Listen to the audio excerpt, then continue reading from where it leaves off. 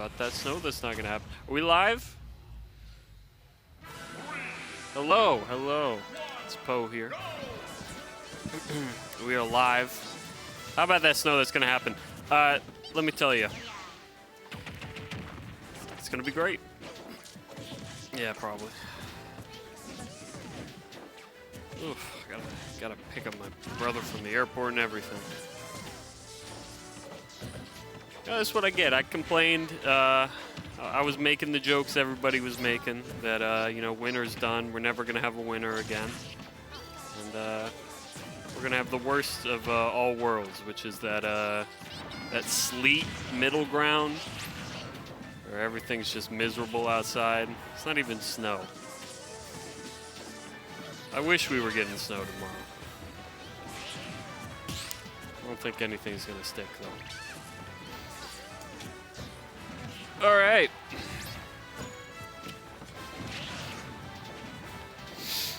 Excuse me. Apologies. Adult Gone versus Astrus. It's weird. I can't hear my voice in my headset, so just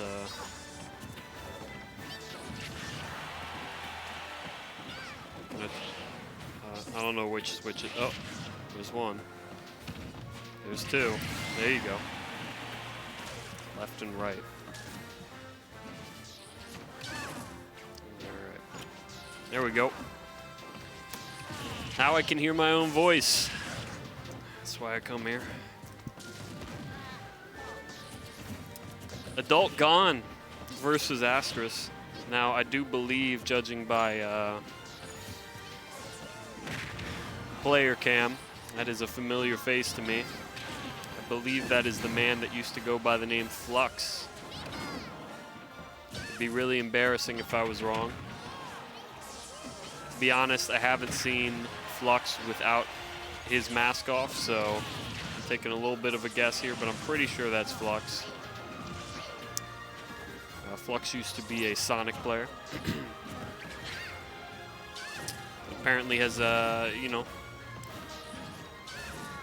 character switch, name switch. Can kind of get on board with that. Going up against Astrus. Playing one of the more aggravating characters in this game, in my opinion.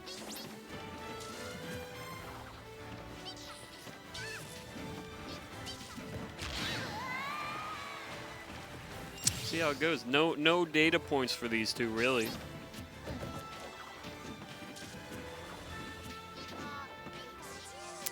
Should be good. I tell you what, speaking about the snow, which isn't here yet, tomorrow the Ravens will play, the Baltimore Ravens, that is. The Baltimore Ravens football team will play the Pittsburgh Steelers, also a football team.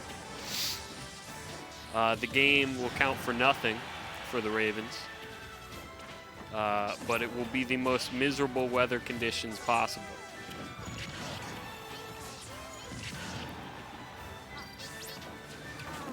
And there are people trying to sell their tickets for $100 for this game. Does that make sense to you? Doesn't make sense to me.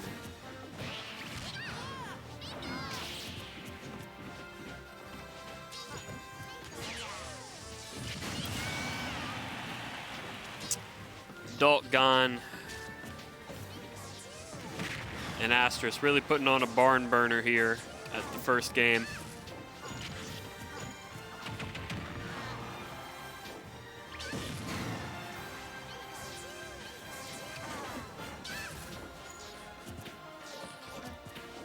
Barn burner might be the wrong term. It's more like a pot roast. You know? We're here for the final product.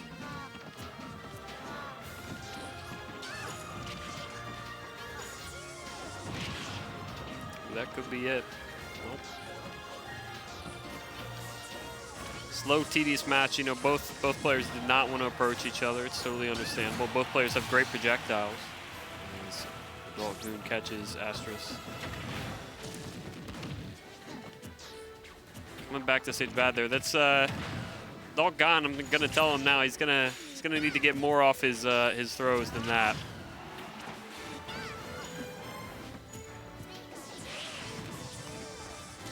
Well, I hope he already knows that.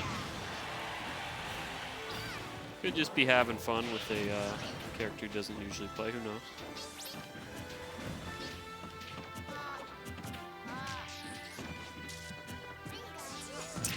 Minute 30 left.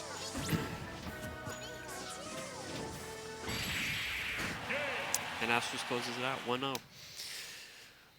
Oh, 1-0.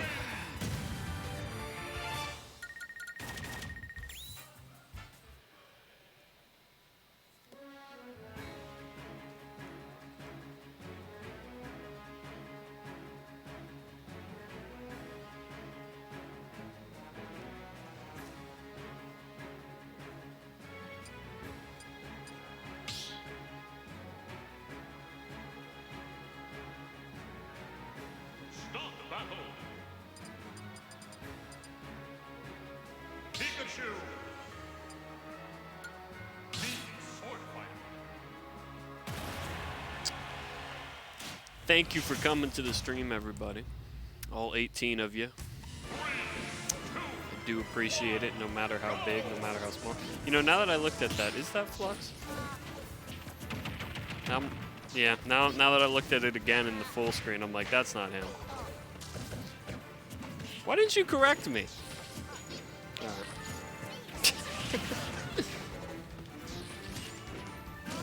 I wasn't sure. It looked a little like him, but it wasn't. Well, when I saw the full screen, yeah, I might be losing my vision. Anyways, what was I saying?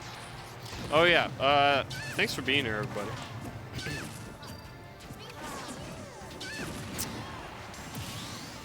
Thank you for being here, Akuma. Thank you for being here, Cubit. Appreciate you.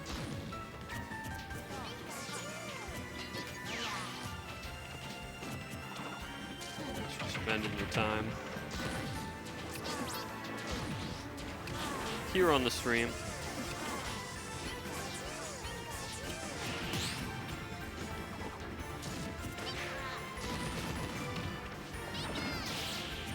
Right now, a lot better start for Adult Gone.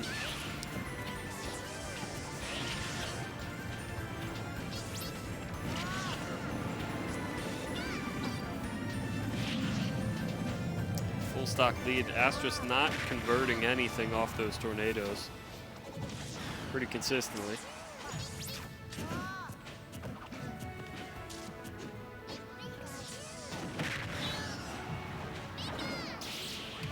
Tries to go big on the thunder there, doesn't get it. I like it though.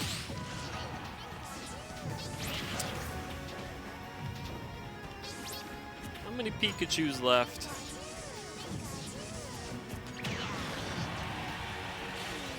Not many.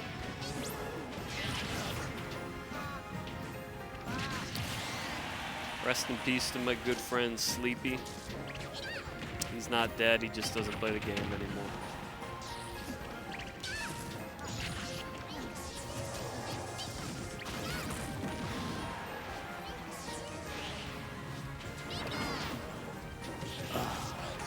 Hey everybody, what did I miss so far?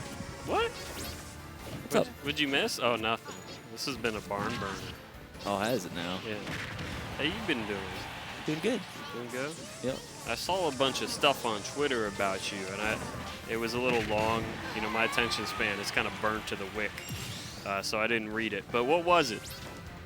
Was it what I posted? Yes. Yeah. Oh, I was just celebrating, since his most recent PR season just finished, so I was celebrating the fact that I managed to go the entire season without going 0-2 even once. Wow. How about that? Small accomplishment. Most people probably It's a big wouldn't notice, accomplishment. but yeah, it's pretty big for me. I was proud. How long is a PR season? About 3 months. 3 Or months? at least in our region. So quarterly report? Yeah. Gotcha. That's right. I don't want to get started on the whole PR thing. I don't get how it works. Yeah, it's a No. complicated, muddied issue. Yeah, I don't know. No one seems to know is the scary part. There seems to be some kind of mysterious team out there making decisions and running numbers, and nobody seems to know who they are. So hopefully they're good to us. Like the college football selection committee. Good up smash by Adult Gone. Looks like we're going to a game 3. Great comeback. Great comeback after getting bled out in the first game. What was I talking about? Oh yeah, college football. Yeah. College football is pretty cool. I used to not like it. I used to think it was lame. Now I think it's really lame. That's why I like it. You're just doubling down on that belief. Well, I didn't realize how lame it was. But then you got into it. That's what made me get into it. I like the small teams because, you know, in America, you don't have a lot of small professional franchises. You go to any, like, little town in Europe, they have their own professional soccer team, right? Every town's got their own team to root for. That's right. Yeah. But there's not, you don't always have that. But you do have colleges, you know?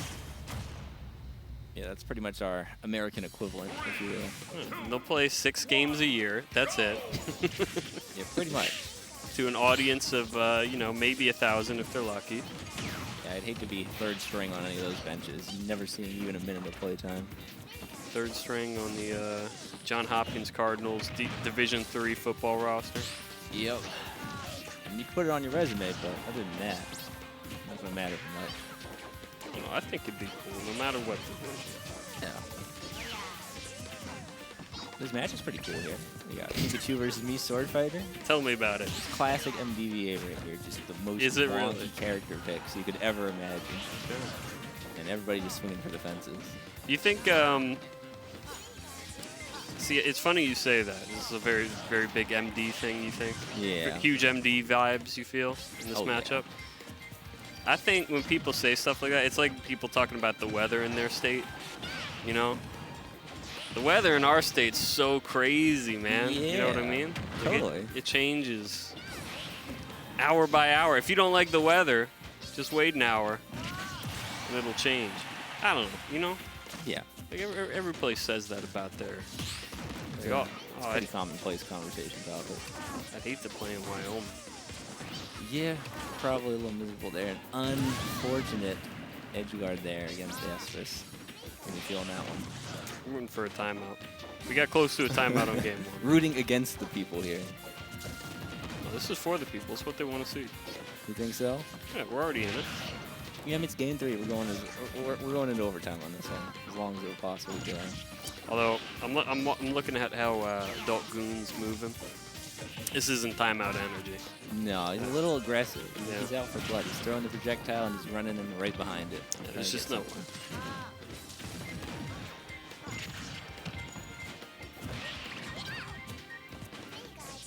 But we can pray. We can pray. But like you say, like just smash attack after smash attack. They don't want it to go to time. I would love a game to go to time where the opponents just could not hit each other, no matter how hard they tried. It's a little pathetic, but I'm kind of about it. Think of it like college football, okay? We're just circling back around to that. All roads lead back to college football, actually, if you think about it hard enough. You know? Oh, no punish there on the Rift T-Joy. What is that? Quick attack. Quick attack for Pikachu. That's his recovery. That's correct. I know that one. That's the T-Jolt. Yeah, the projectile. Here comes the Thunder. Oh, how did he not get hit? Yeah, I think whoever takes this second stock first is going to win the set. I'm going to call it now. I think so. I think you're totally right. And Astrus takes that second stock. Let's see how much extra credit he can get, though. Adult Gone's not going to want to give it to him. There's the Thunder, but no hit. Good jump. Good jump by Astrus. Waiting for Adult Gone. Keep wanting to say Goon for some reason. Adult Gone.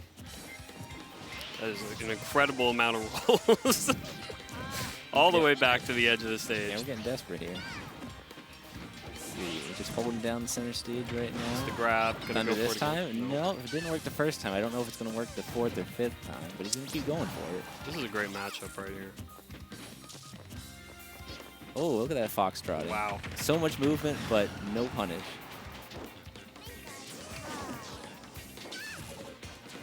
Oh, that's going to be a regrab. And again, no punish on the... How about the third regrab? No. Nope, still not. All right. All right, Astrus is playing the slow game here. He's got the lead and doesn't want to give it up. Well, he's slowly bleeding. Adult Gon's going to need to make a play sooner rather than later. It's going to be all over for him. Dash attack. Oh, good conversion. Yep, up smash. There it is. All right. It's been a slow cooker. Yeah, Pot roast is almost done, but we're going to get a delicious meal here at the end of this set. Don't you worry. Yeah, onus is just kind of on Astrus here, not to throw out a panic option and get red. What? I don't know. You might want to. Someone might want to throw up an F smash counter for Adult Gon. There's been a lot of them in this set. It's a good move. Oh, conversion. You might as well just stay back and spam the chakram and the tornado at this point. There you go. One conversion away from there's winning. the follow-up. Wow. Astrus takes it. That's all it is. Wow. That's all it is. It's all she wrote. All it ever was. Good effort from both players. There's some decent sequences on both ends, and they each at least got a game. So, competitive set. So we'll take it. They put it all out on the line there. Left it all on the field, the college football field.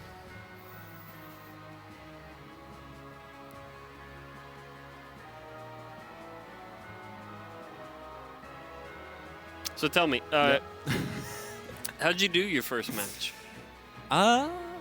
Well, it depends on what your metric is for doing well. If it was putting up a good showing of myself, then I did very well. If it was about winning, then I did horrible. Who did you play? I played against a guy named Baked Potato. Baked Potato. love I the know name. this guy. This guy's a Pichu. Yes, he played Pichu. Yep. He. People kept telling me. They keep saying, "You remind me of Potato." I just think it's because our names are similar. Yeah. Yeah. Yeah, he just stole a few letters from you there. Yeah. I don't think it's a very creative joke from the other people. I think they should give a little better material. Probably not, but people tend to go for the low-hanging fruit in the Smash community, so it doesn't surprise me. Got 2 new players here. We got Arcadia and MegaAntMan. These people ain't new. New to us on Not- this day.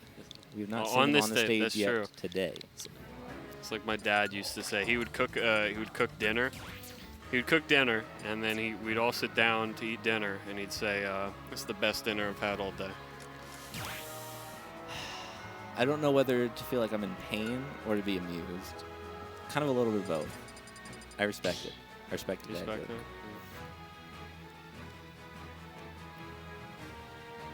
Well, the set does seem like it's going to be a banger. I'd love to stick around to commentate, but unfortunately, I have to go play another set. All right, go get him, champ. So. No O2s, no pressure, by the way. Oh, all the The pressure. streak is alive for you, isn't it? Yep. And because I took the time to say something about it Yep. online, it's I know. over for me. I know. There's no hope left in this world. All right, well, keep your chin up. I think you still got it. The streak's alive as of now. Alrighty, folks. Poe's going to hold it down for you for the next little bit here. Wish me luck.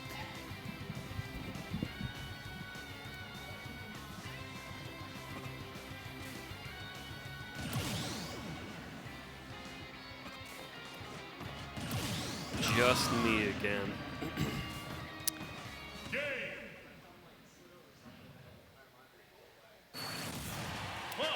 Ian Daddy. Who's Ian?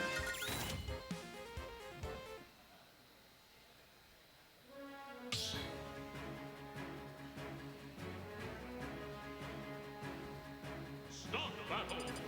Whoa. MegaMan.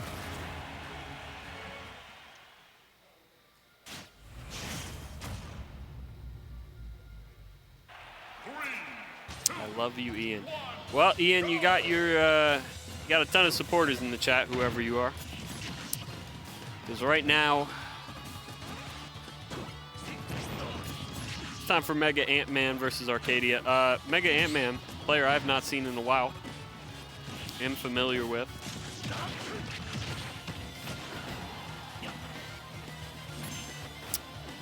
Going up against Arcadia, I'm also familiar with. Arcadia kind of debuted this cloud for me.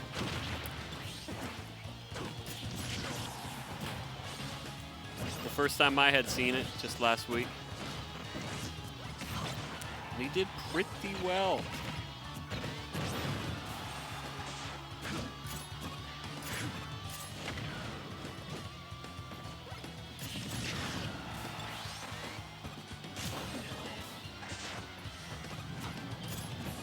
Should be a pretty evenly matched little game here, if I had to guess. That put the betting odds pretty tight.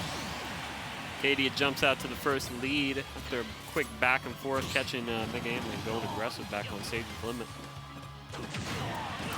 Oh, his tag is Ian. See, I told you I'm blind. It's brutal out here, man.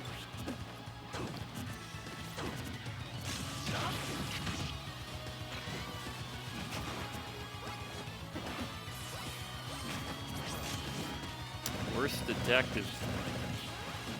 All right, Ian. Well, I think your children are in the chat, if I'm correct. Glad to see them coming out to the stream, supporting you. Very wholesome. Oh, what a conversion off the gear there. Didn't kill though. It's a shame.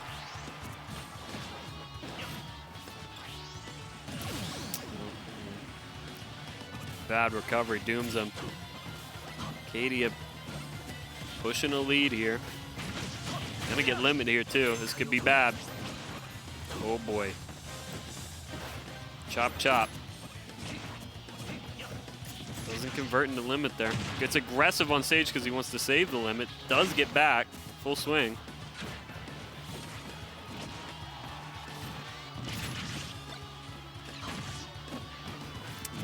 Mr. Ant-Man needs to take these stocks. Oof. Great recoveries from Arcadia right now.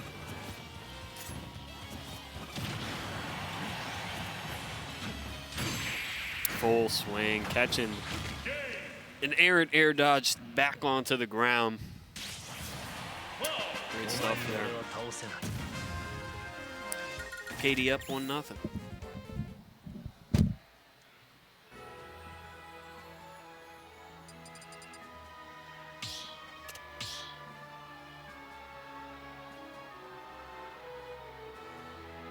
Stop the battle. Whoa. MegaAntMan.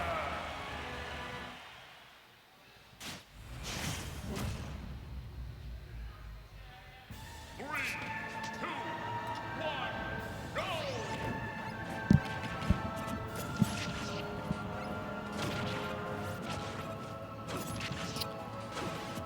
Ugh. Bro's gotta lock in. Advice from Jack P22. Hard to disagree with him. Things did not go his way in that first set.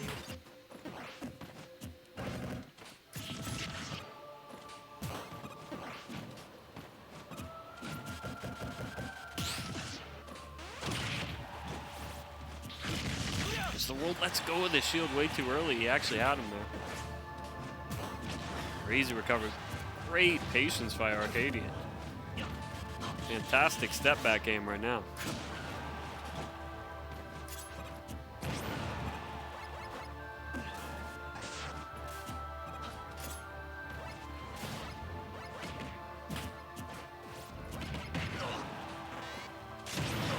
Oof.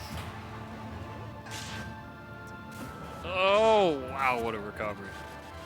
Surprised MegaAntMan didn't get him there.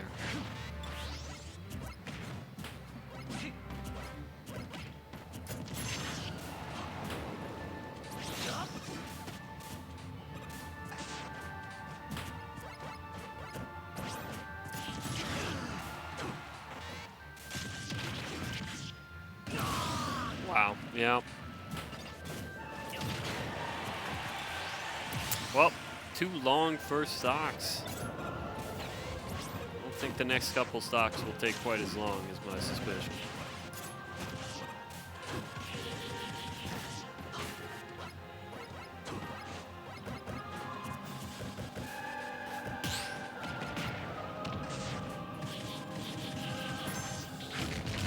Oof. Random cross slash there. Gets him out of the pressure. It can be really frustrating to play neutral against Mega Man. Just a wall of pressure.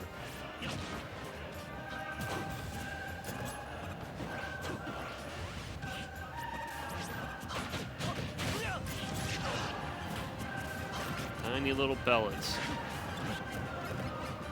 And he does the leaf thing, and oh god.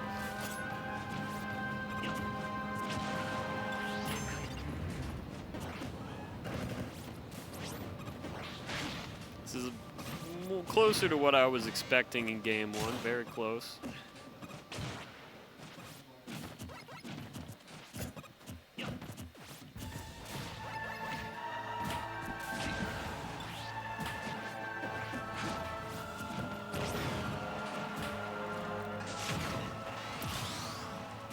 Ant-Man takes his first big lead of the set.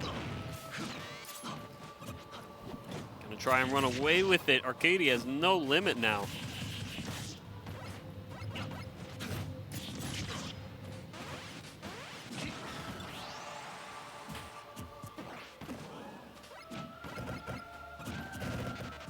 Random up smash, gonna get punished.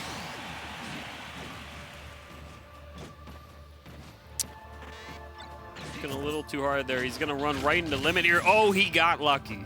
My goodness. Boy, did he ever. Arcadia messes up terribly there at the end of that stock.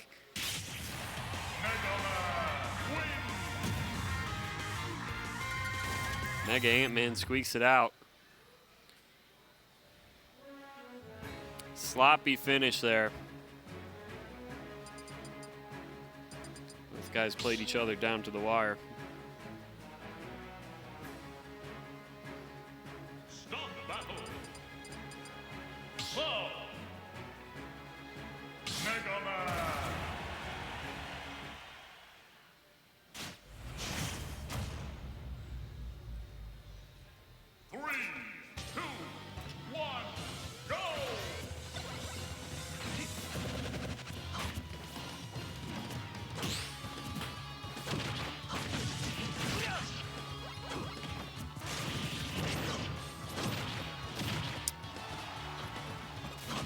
Massive opening exchanges here. Arcadia already with limit.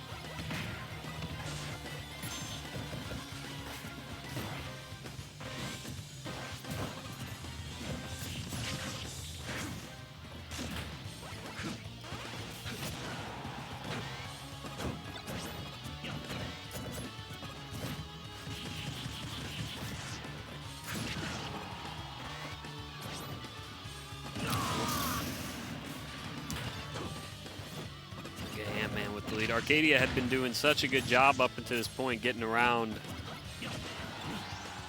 the Mega Man spam off stage. It was unsuccessful that time. Now in a deficit. Arcadia does not use a lot of up B, I've noticed, out of shield.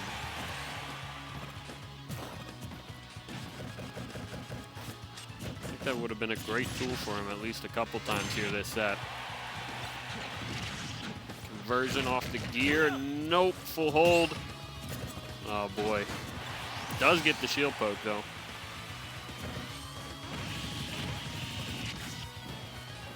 Anybody's set. There you go. That's exactly what I was talking about.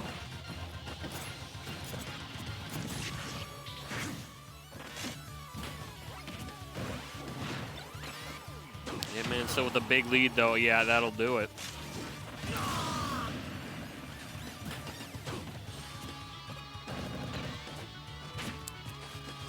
At the advice of a chatter, the Ant-Man has locked in two big up airs, but a great recovery. Sorry, not up airs, forward airs. And a couple hard reads. Watch out.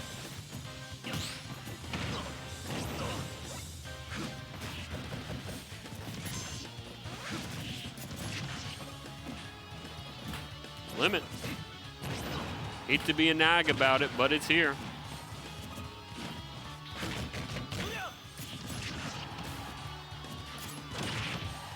Big swing.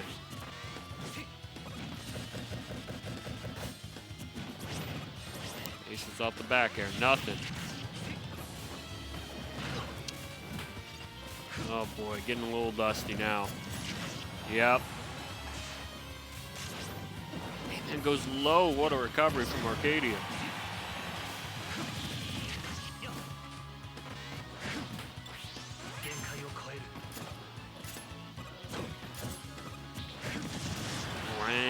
random beam. Doesn't get it. You would have wanted a cross slash there, I would have thought.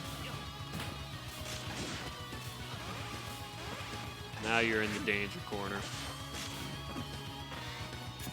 Yep. A lock in for MegaAntMan. Able to close out a strong performance against an equally strong Arcadia. 2-1. That was a good match. What do you think? Thoughts? Anything you'd want more from that set? Not me. That was a barn burner, if I do say so myself. Hey, coming up next, Mr. Pink versus Diz.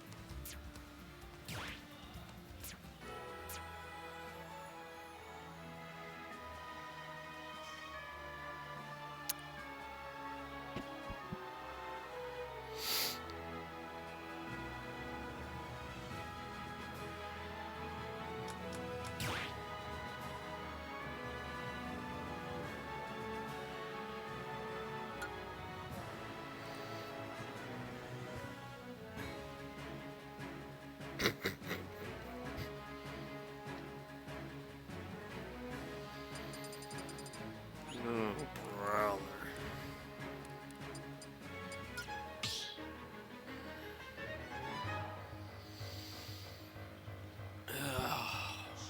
All right, now that the pre-match ceremony has completed, we may finally see a match going on here. Mr. Pink versus Luigi.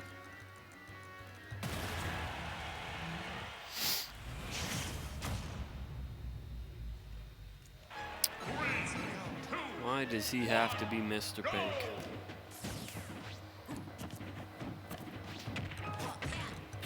I will say that is the closest me to real human interpretation I've ever seen. That's pretty spot on.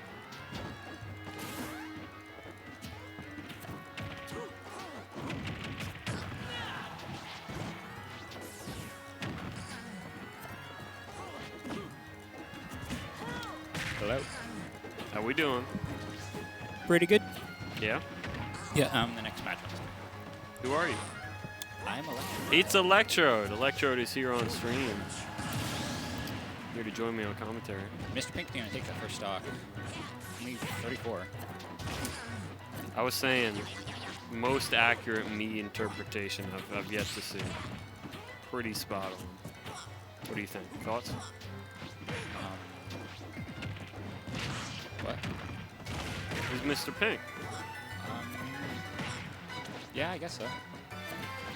Well, you heard it here. Strong words from Electrode. As always.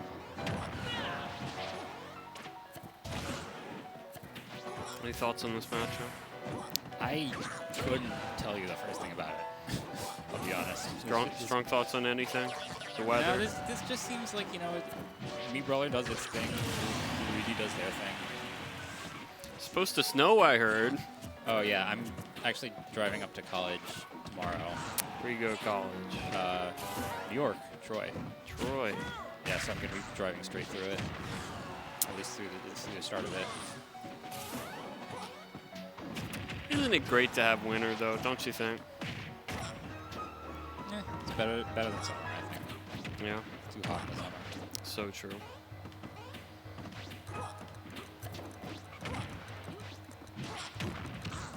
Ooh, you don't see the Yep. jab block.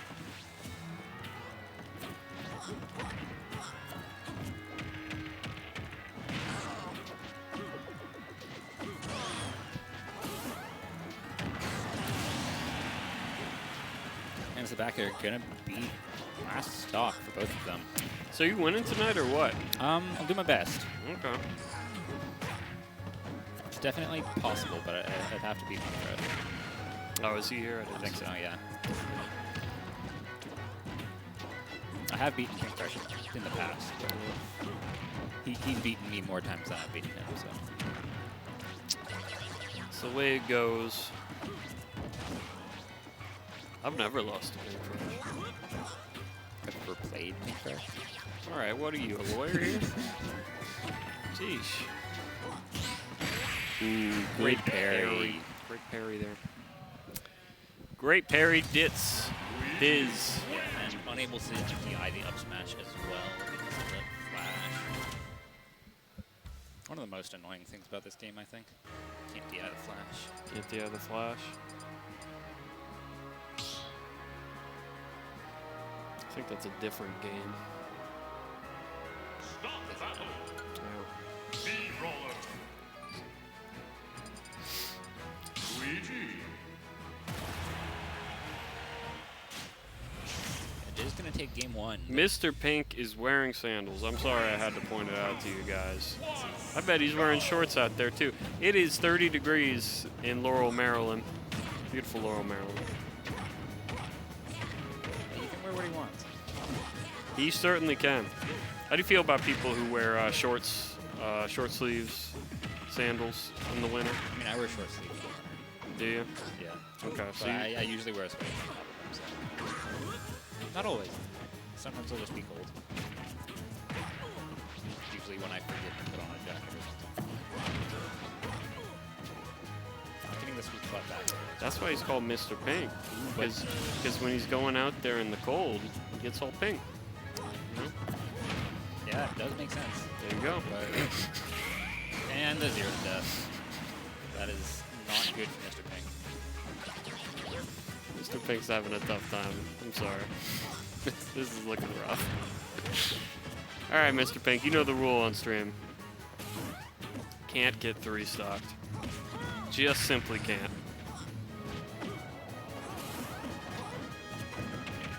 Oof. One of the worst is not holding the shield too long, or long enough, that is. Wedge guard there. Doesn't try to go deep there with the back air. Brawler not really. There you go. Yeah, Brawler not really the kind that has a consistent spike. That down air spike is pretty difficult to actually get the spike. And back air can be tech. Of course, this is going to be expecting the back air. So. That's true. Oh, doesn't go for the upbeat. It would have been the game if he ditched the upbeat.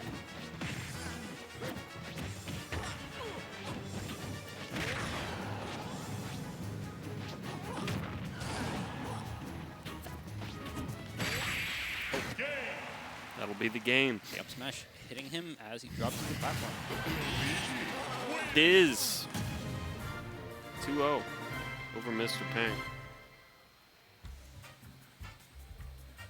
Up next will be me versus KonkeyDorf. How'd you know that? Because I talked to the TOs. Oh, okay. Insider information. Go get him, champ.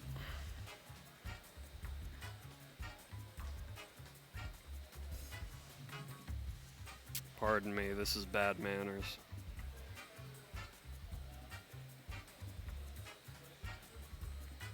I'll maintain eye contact every now and then.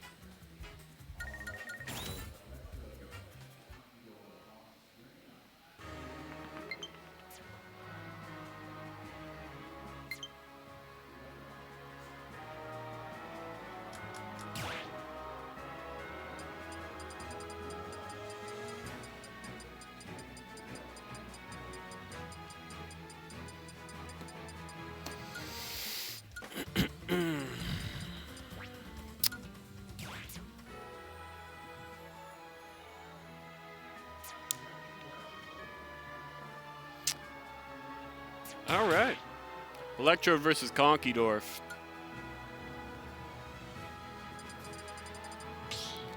When asked if he would win the tournament this fine evening, Electrode responded, "I will try." Strong, strong words coming out from Electrode. I would be, you know, not to count KonkeyDorf out or anything. You know, he's an established player in the region. But this looks like a toughie. That is my diagnosis. Doctor's ordered.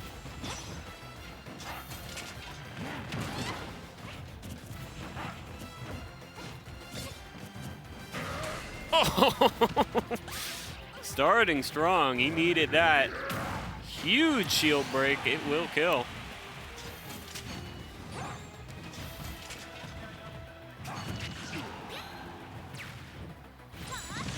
Gonna need 5 more where that came from.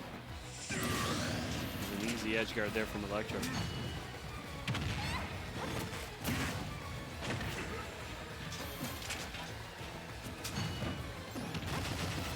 This is it's gonna be a funny match either way.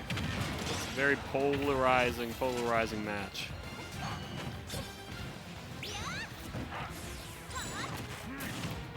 Step back on the grab. Electro dashing away. Should be interesting to see how Konky plays this. Another good grab. Doesn't get anything for it though.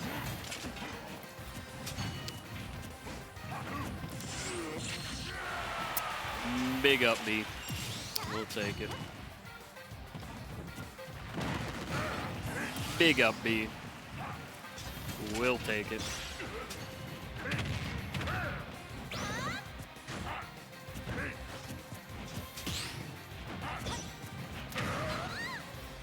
For a match I kind of mentally wrote out, this is a KonkeyDorf lead we're looking at right now.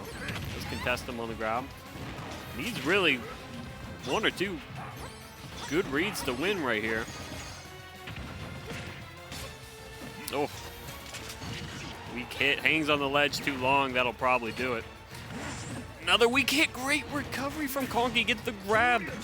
Oh, late on catching the roll. Electrode, strong hit this time. That's tough. From across the venue, I have to point this out. There is an old man standing at the entrance. And he's looking in with grand curiosity.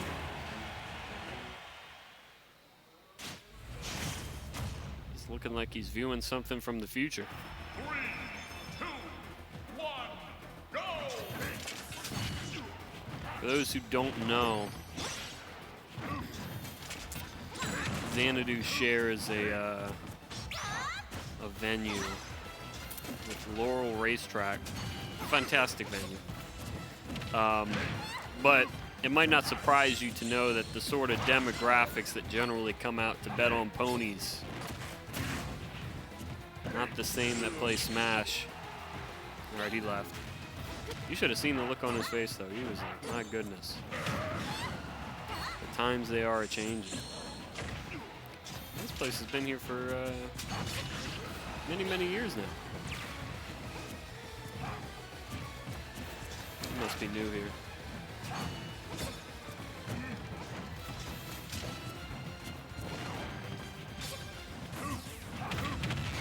Not much happened in this game so far. At least not stock taking wise. Big up B catching.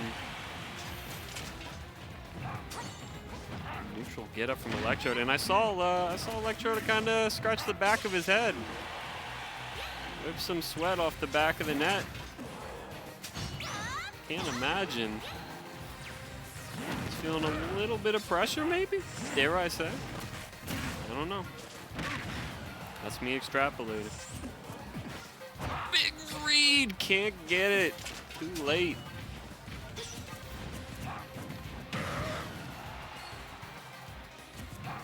But wouldn't you know it, KonkeyDorf has a pretty sizable lead up until then. Get the grab.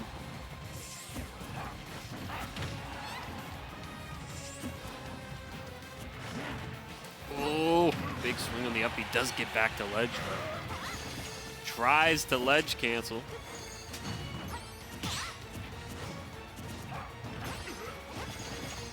Tons of dashing back. Tons of pensiveness.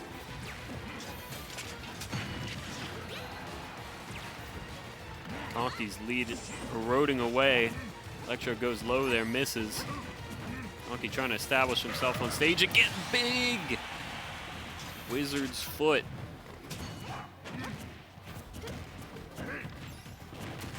Nice body. Gonna get him some pressure here. Whiff on the uppy, whiff on the up smash.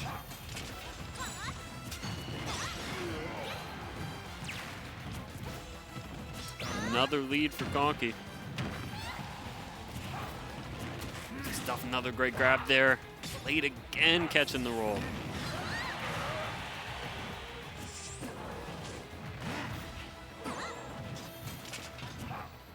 Showed not falling for the up B ledge trap anymore. Konkey dash attack takes it. 2 stocks. Electrodes. Zelda with Ganon. Huh.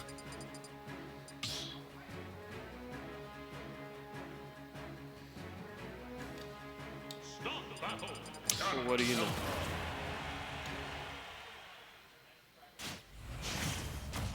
One heading into game 3. Winners quarters. 3, 2, 1, go!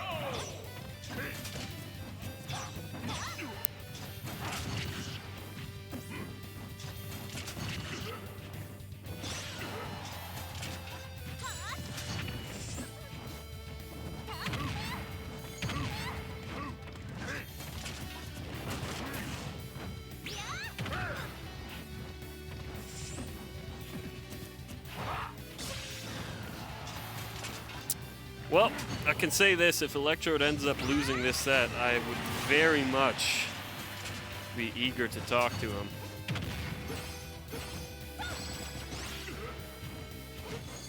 But the prospect of that's looking a little dire now.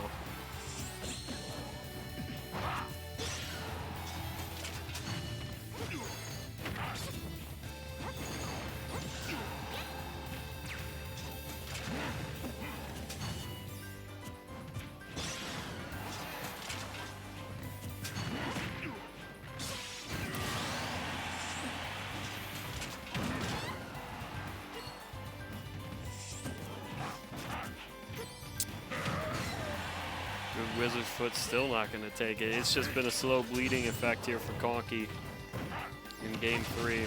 Nothing going his way. Good recovery though. Whiff on the up B.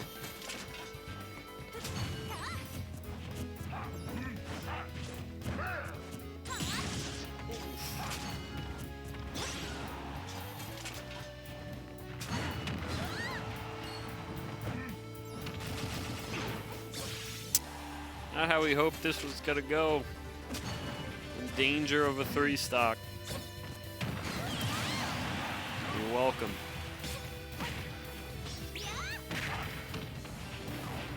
Ah, can't get the read on the roll. Electrode, just one good hit from taking it. Doesn't get the tech off the stage there. Donkey able to get back.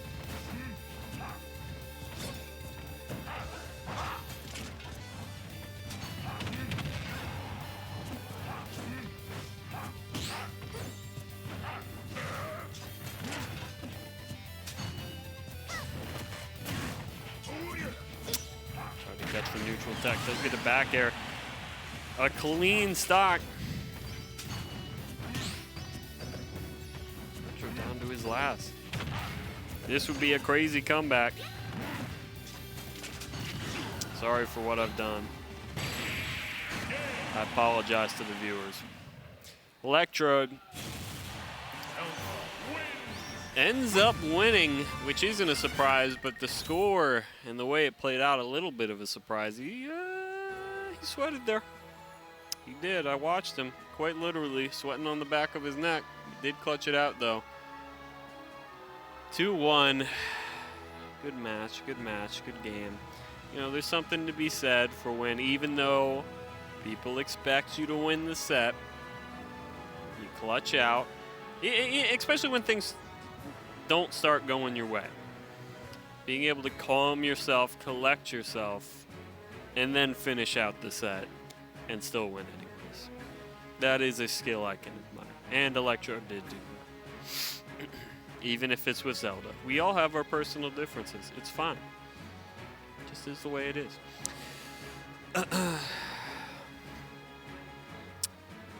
Thank you for coming to the stream, guys. I really do appreciate it. Well, what are we up to now? I don't even know what the count is right now.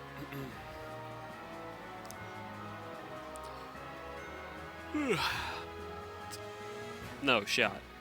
Yeah, let's try. It'd be like 2.62.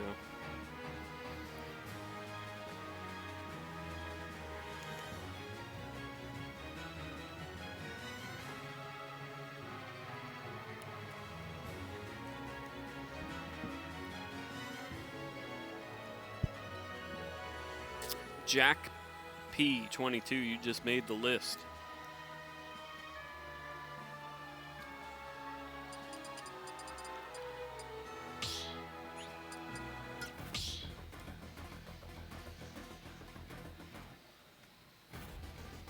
Start the battle. I'll let him sweat it out. He doesn't even know what the list is.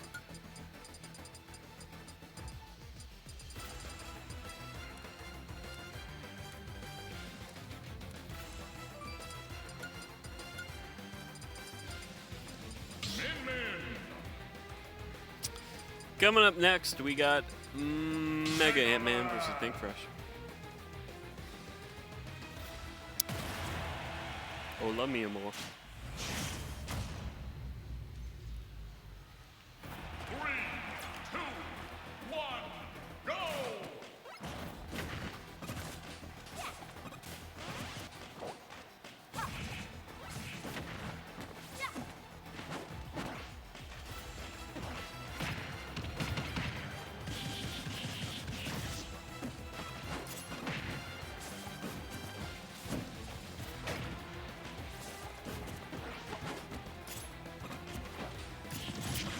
We're right into it. We had a strong performance just earlier from MegaAntMan. As he took a close one over Arcadia. This is no knock on Arcadia, but this is a much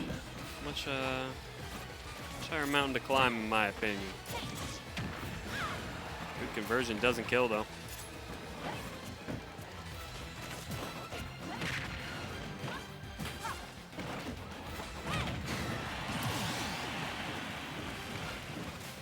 Good jump lead.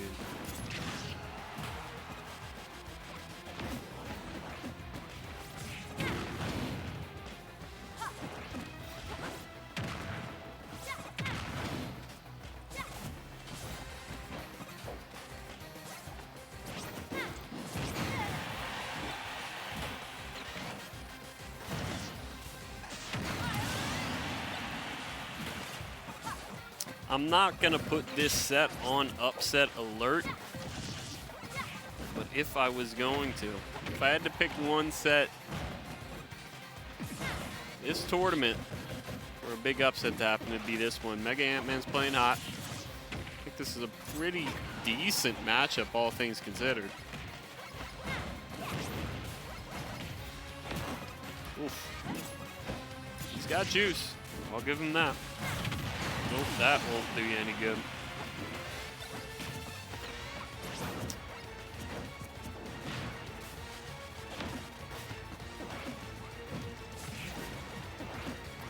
One thing about Pink, though, I've seen him many times struggle in game one. And just absolutely dominate the subsequent.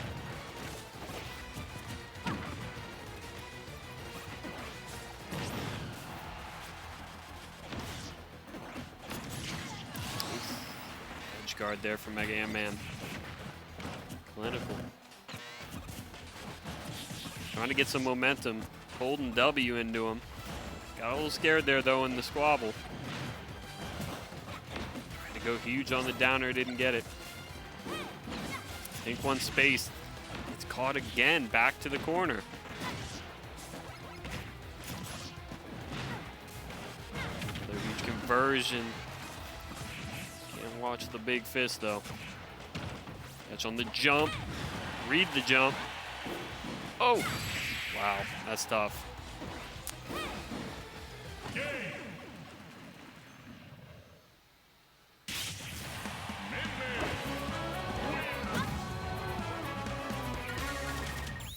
When Pink gets his rhythm going, he rarely stops.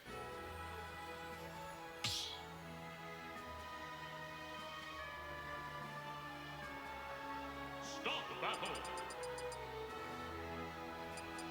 MegaMan. Min.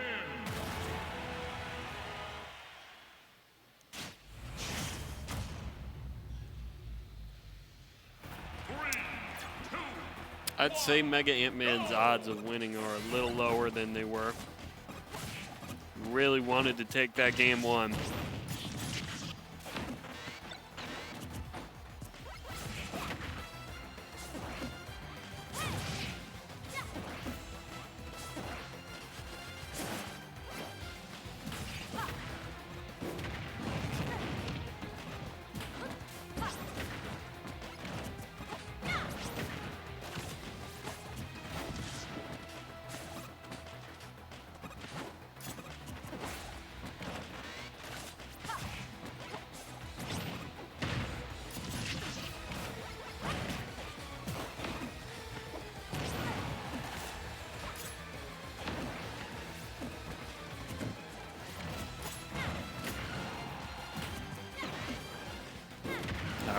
How are we feeling?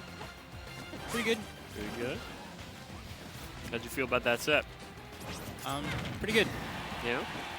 Confident? Fairly. Okay. Ganondorf is always a scary character to fight. Yeah, I don't know. I was kind of watching that player cam. A little scratching in the back there, you know? You weren't sweating a little bit? I'm sweating a tiny bit. Okay. Okay, I'll accept that. You did clutch it out, though, so I can't make fun of you. It's not too much. Gotta appreciate, though, KonkeyDorf played a good set. You gotta admit, right? Yeah, he did. He Yeah. definitely did play a good set. Yeah. And he started off that set with a pretty crazy banger there on the shield break. Yeah. But you're moving on. Are you fighting the winner of this? No, I have one set. Or this is quarters, so. Okay. Well, MegaAntMan got out to a pretty hot start against Pink Fresh, was unable to close it out, though. I put this set on upset alert. I think this is, we're going to... Yeah, I just don't see MegaAntMan winning this, to be honest. I think he's a great player, but... Oh, reflecting the leaf shield with the reverse. Yeah, Pink's just a veteran. Yeah, no, once he starts getting you, he really starts getting you. Yeah.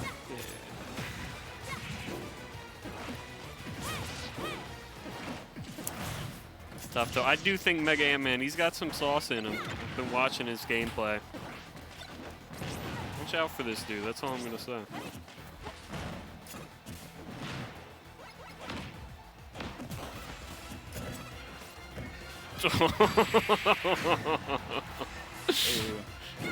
Didn't kill. That's a shame, too. That was a veteran move right there. Yeah. Last stock, just wait, let the guy sweat it out, smash all his buttons, and then catch the jump. Still Yeah, not enough. The run forward There you down go. smash was a very smart punish. Yep. Super collected Pink Fresh there on game 2. Called his bluff on all of that. 2-0. All right, who are you playing? We've either got Boat versus Kimboiyachi or Salvo versus Diz. I think Boat versus Kimboiyachi will be up first. I like me some Boat. I've been saying it. Sure. Sorry to all the MegaAntMan fans in the chat. Came out. I always respect people who come out to support their special someones, you know. And it's a shame he couldn't go 2-0, couldn't make the big upset. That's tough. That's tough. Especially when it's someone like Pink Fresh. Yeah, it's tough. But he did far from embarrass himself. He had some great plays there. We saw him, especially cooking in that first game. For sure. All right. I think this is going to be my last set till I take a break. Coming up, Kimboiyachi versus Boat. Kimboiyachi, Sonic player, going up against Boat the Inkling. Inkling, yes. Gotta tell you, I'm already laying my chips on the table here. I like me some Boat. I really do like his style of play. Like his character, like watching him play. Kimboiyachi. Kimboiyachi's a pretty standard Sonic as far as things go. Pretty standard. Cutting.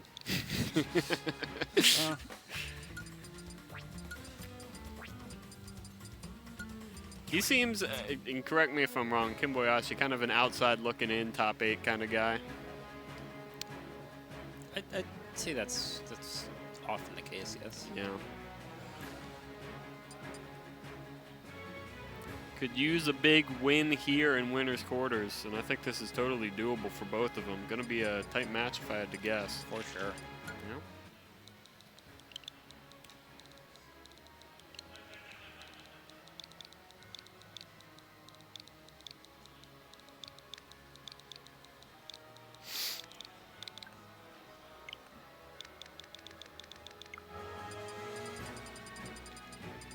We need more Boat fans. Like, you know how you got the Squid Plumber fans?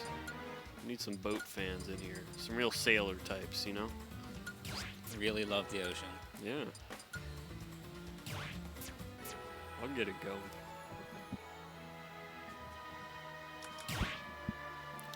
I like Boat style. I was talking a little bit with a player you might know, a Yellow Oolong, something like that.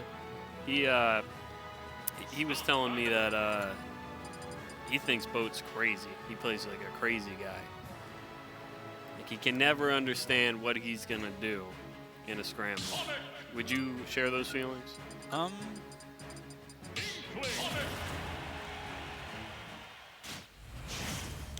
He's got a lot of mix-up. Yeah. I wouldn't go so far as insane. I mean, you can't really play totally insane when you're playing a character like Inkling. Well, we were talking mainly about roller timings. I love. His roller timing is crazy. Yeah. Okay. So that's what it, that's the main thesis here was the roller timing. I love it. To me, whenever he throws it out, it makes sense. I'm like, I would have done that there. Maybe it's counterintuitive. I just think it's high percent. You're in the scramble. Throw it out. Right. Take a step back. Throw it out. If you got the percent to spare, why not? And that was actually a weirder time to do it. Just a back air jab. Anything you got on this matchup? I feel like I'm not sure if this is the case, but Boat seems to be using roller to try to specifically for the ink on the ground. And I feel like that's valuable. Ooh. Like that? Oh, Good match. yep. Wouldn't have killed though, even if it had hit, but it would have been pretty big damage.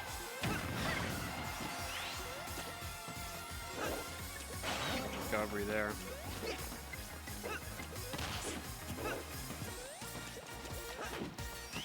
This would be a huge win for both of them. Making it top 8 winner side, but with conversion, Kimboiyachi takes the lead. Gets the spin dash into the, was that spin charge? I think that was spin charge. Man, if you don't know, I certainly don't. Can't get the mash there. Tie game. All right, can I get a non-Sonic player's take on the 2 dashes? Like, how are you differentiated? I'd say spin charge is the multi-hit, and he doesn't move while he's charging. Spin dash is a single hit, and he moves backwards slightly while charging. So wouldn't the multi-hit always be better? Because you're not going to kill off of the... I mean, it can kill, actually. Spin dash can kill. The biggest thing is that spin dash has iframes at the start, whereas spin charge does not. I see. Ooh, that's going to be big damage. Yep.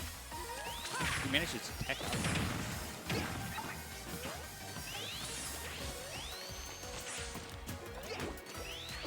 He's going to try to roll it.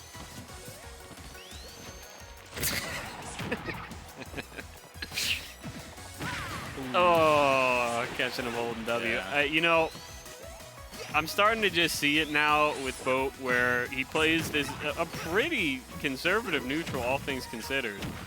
And then once he gets enough ink, he decides now's Roller. He paid the price for it that time.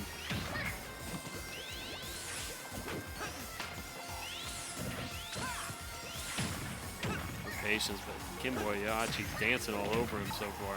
Yeah, for sure. Oh! It's the jump read with that uppy. You always have to be careful about that when Sonic knocks you off stage. Oof. Rough ending to that one. Kimboiyachi's locked in.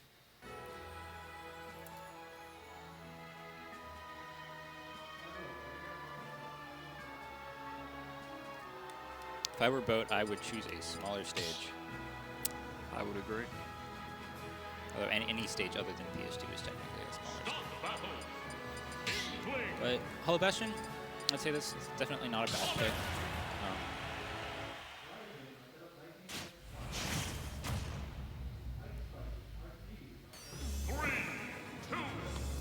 See if he can do any better here in Game 2.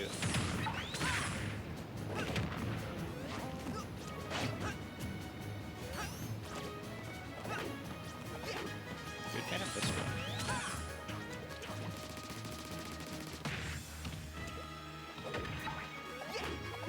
Roller. Brawler doesn't kill at his percent. He's still gonna do it though. He doesn't care where it kills. Didn't do it though. Maybe reeling it back this set after it was not all too helpful in game 1.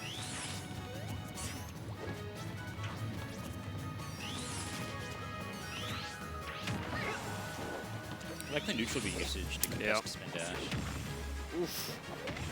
Catch it popping out. That good combo as well.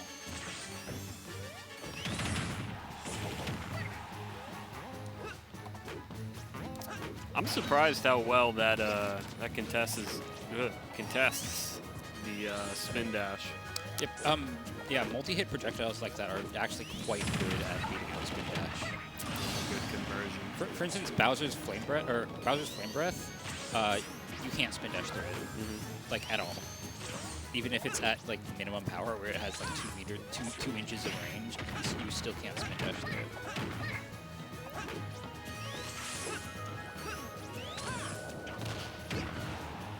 Tough times for both. Really struggled. Yeah, we're doing Catching fine momentum. the first stock, but a little behind here. Nice to find the stop. Yeah, now he's throwing out not the best mash attacks. Ooh, the splat bomb saving him from the down smash. Yep. Gonna get the up air though. It's a brutal ledge trap though. I've seen many a very good player have the toughest time getting up from that one. For sure.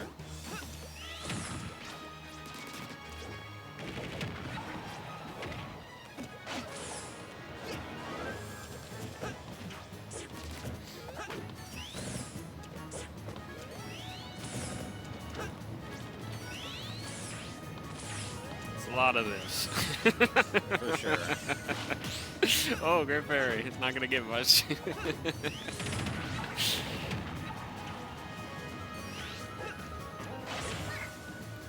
Getting too from by the spring. That was huge, though. Big stop. He's got pain on him. Yep. Yeah, well, And out of the out of any kill or percent range for kill comes from any normals as well. So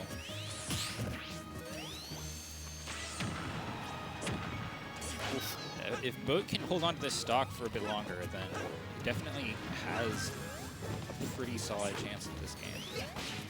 yeah, now you're at a painful percent range for Sonic. Yeah, where you don't really have any confirms and you don't really have any amazing kill moves ever. Ooh, forward tilt barely killing. I don't know if that was bad DI or just It was. maybe he didn't buffer a jump.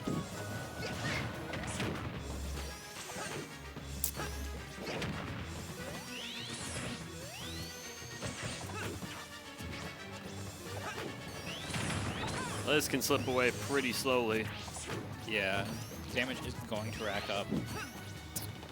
And then the key here for Boat is you can't get impatient and start going for crazy things like Brawler all the time. Yeah. I mean, once in a while, okay, but you gotta still be patient. But it's Really. and gets the What did homing I just watch? homing attack back air. It's not Wow. true, but you have to be aware of it and air dodge it. Goodness. Both games went pretty similarly. Yeah, Boat put up a pretty strong fight in the beginning, but Kimboiyachi just managed to take the lead, and Boat could not catch up. Yeah, all right. You think you can hold it down? Huh?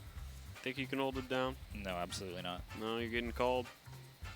No, I'm just gonna fall over and die as soon as you leave. All right. It's been great. Thanks for having me. I might be on later. Electrode's going to die now. Yep. Hope you guys are ready for that. Have fun with the next match coming up.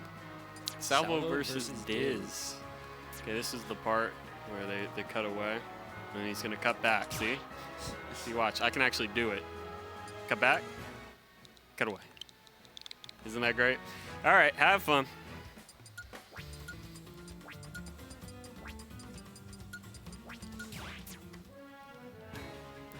Anyway, Salvo versus Diz. This is gonna be a Luigi versus a Lucina.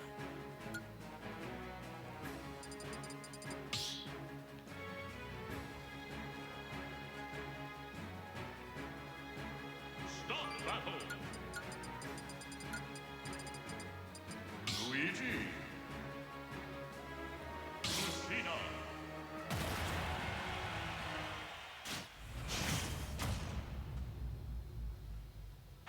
3, 2, 1, go!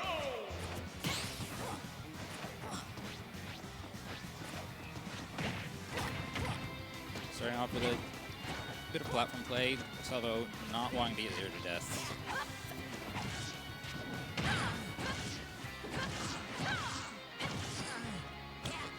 A little string there. Ooh, interesting choice for a ledge trap, but working out.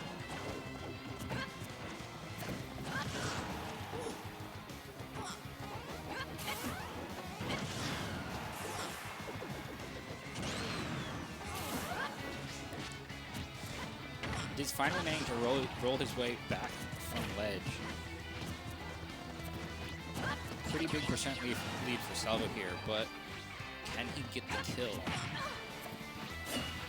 Now it's Diz's turn to ledge trap.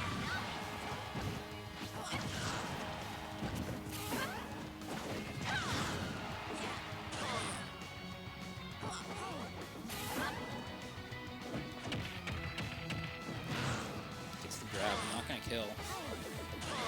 Going high this time. Good landing with the down B.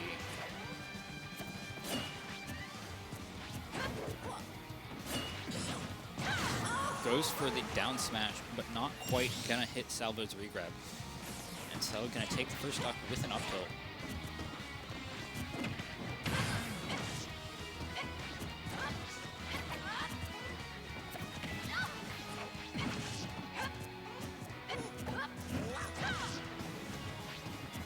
And Salvo just continually poking at Diz's shield, wants to keep at that safe range where Diz doesn't have any out of shield options that can actually hit his aerials or tilts.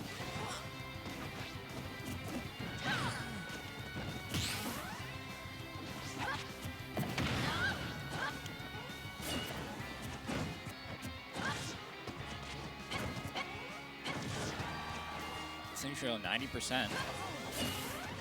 Goes for the edge guard, doesn't quite get it. Diz seems to be looking for a back throw to get the kill here, but hasn't quite found it.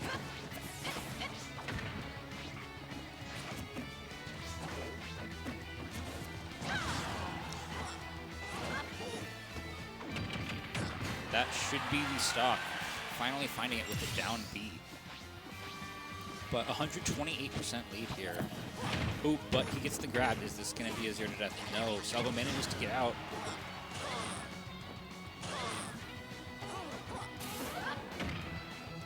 Ooh, get up attack, getting him off ledge.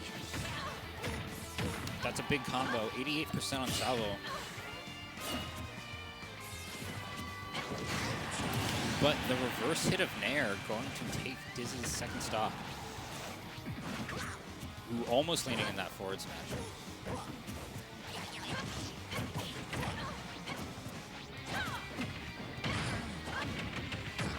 And down B out of the down throw up air and finds the back air. Last stock for both players.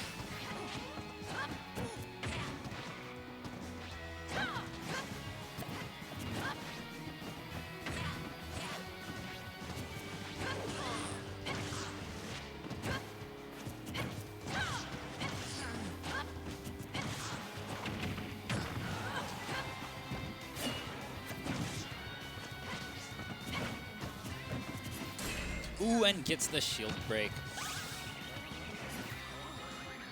That will be game one, going to Salvo. I won.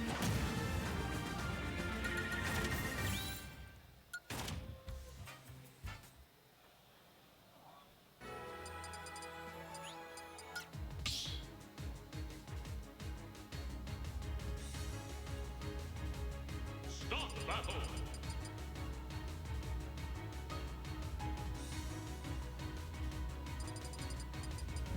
Luigi. Lucina.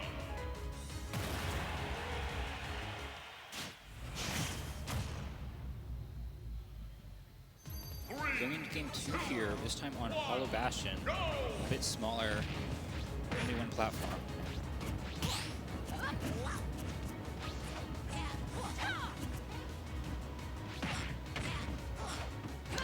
That was interesting. It is gonna start things off with an early lead, but only about 50%.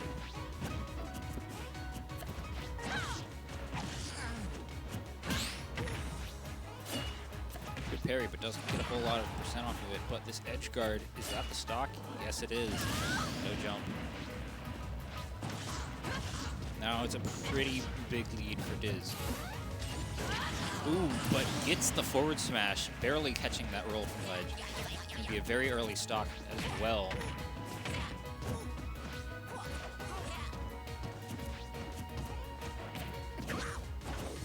That was interesting. I don't believe that you wanted a 0 forward smash.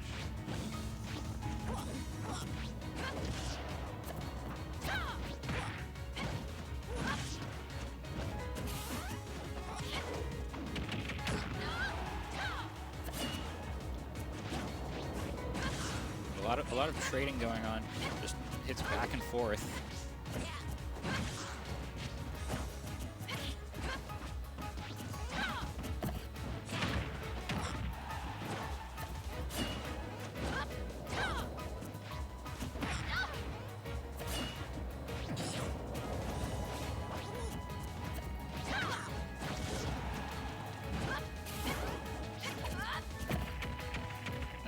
grab. Goes for a forward throw rather than a down throw. Interesting option. Ooh, the forward smash having too much pushback on that shield for the up out of shield to connect. Going to be Salvo's second stock gone.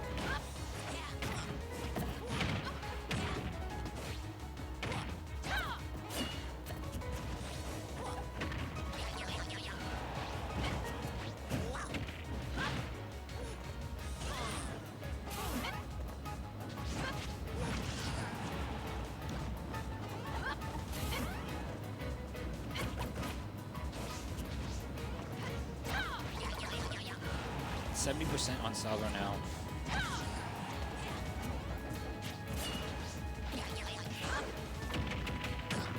Falling out of the neutral air. Countering the fireball off stage, not exactly the best option. Gives Diz plenty of time to run up and get him in the guard. And Diz going to be taking game 2.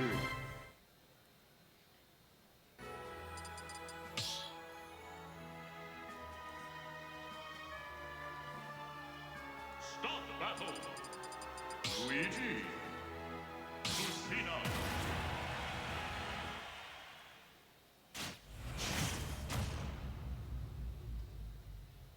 Three, two, one, go!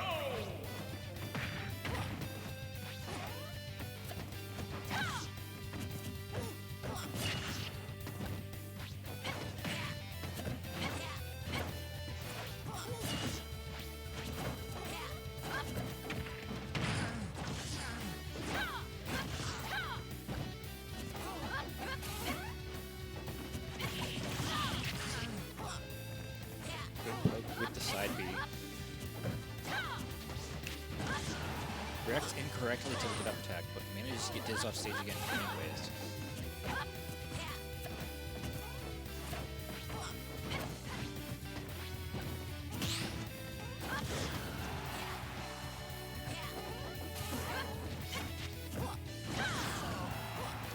Good back air out of shield.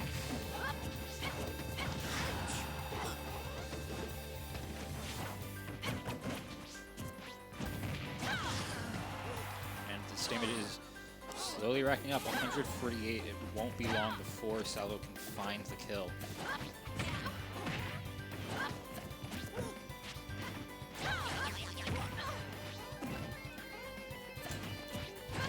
Again, a couple more moves from Diz, and Salvo will be in kill percent himself. Up throw probably won't do it here. Salvo following a bit too long. Letting the grab release happen, but forward tilt going to close it out. Good down B through the up tilt. Up tilt is not a true combo at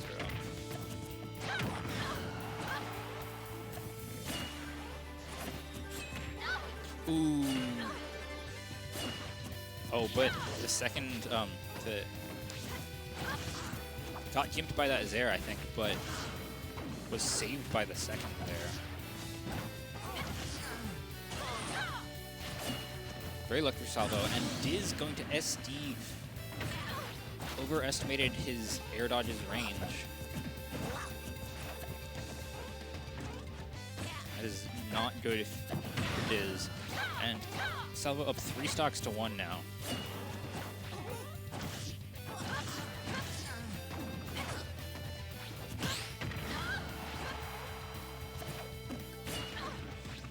That is gimped by the Zaire. So though, Salvo up an entire stock over Diz.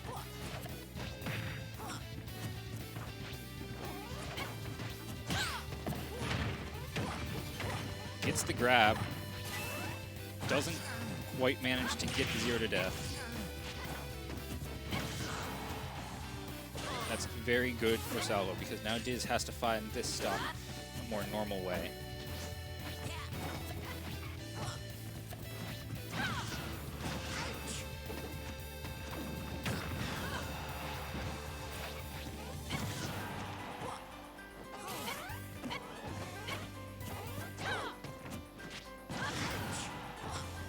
damage again, slowly racking up with every hit.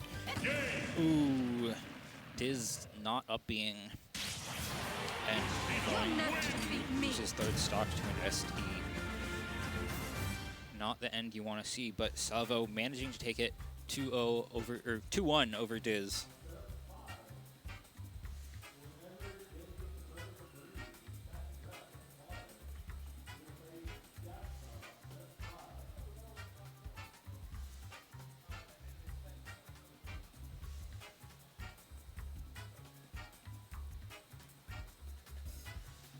We will be moving into winners semis now, which I believe will be a best of 5. The first match will be Pink Fresh versus Kimboiyachi.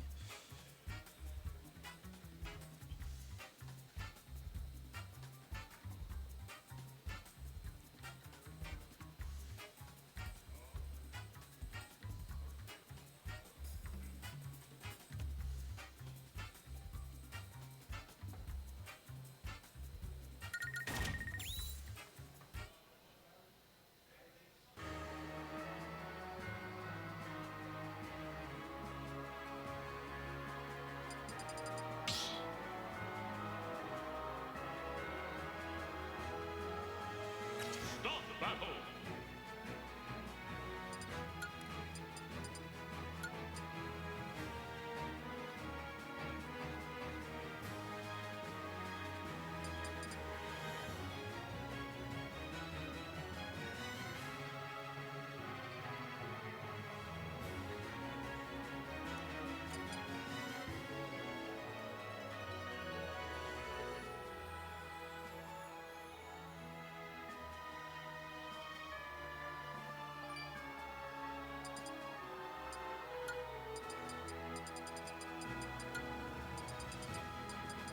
Min. Sonic.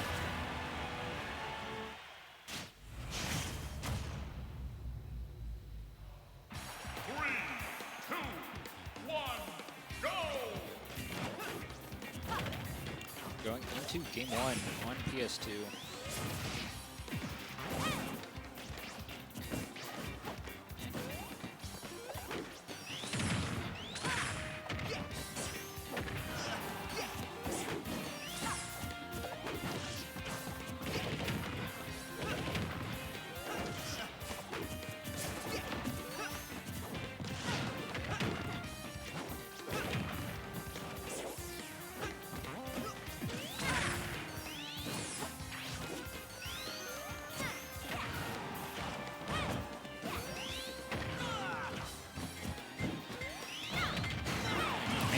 Catch the spin dash with the megawatt forward smash.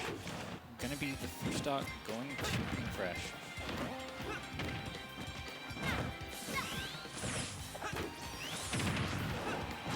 Now Kimboiyachi has to find this stock somehow, or else the damage is just going to rack up and Pink Fresh will end up taking the game.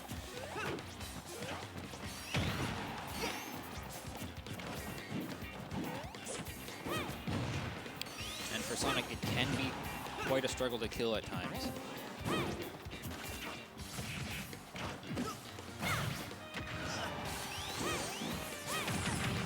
Manages to find his way past the ledge trap and gets the back air, but 91% lead. Ooh, and a wave dash off of ledge. Not going to be working out in Kimboiyachi's favor. This is not melee.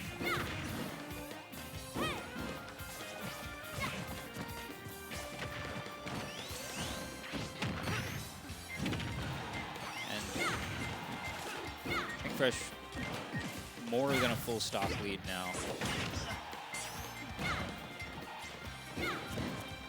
Kimboiyachi just cannot seem to deal with this constant pressure at range, where he would normally be just safe to charge, spin dash, and spin charge. Now he has to deal with these constant arms. So far, he hasn't really figured out how to deal with them.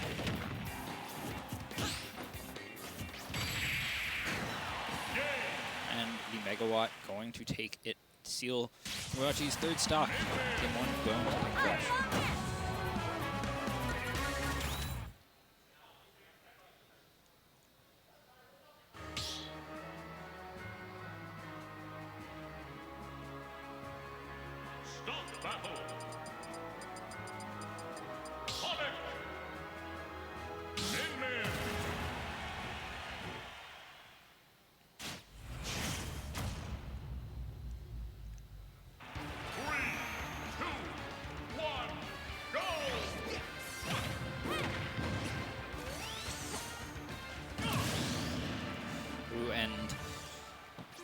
starting a spin dash off stage with no jump.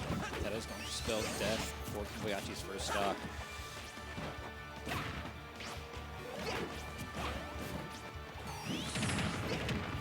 Definitely not something we want to be seeing, especially how after that first game going very much in Pinkfresh's favor. And gets the 2-frame with the dragon forward smash. 2 stocks to 1 and only 50% on Pinkfresh's first stock.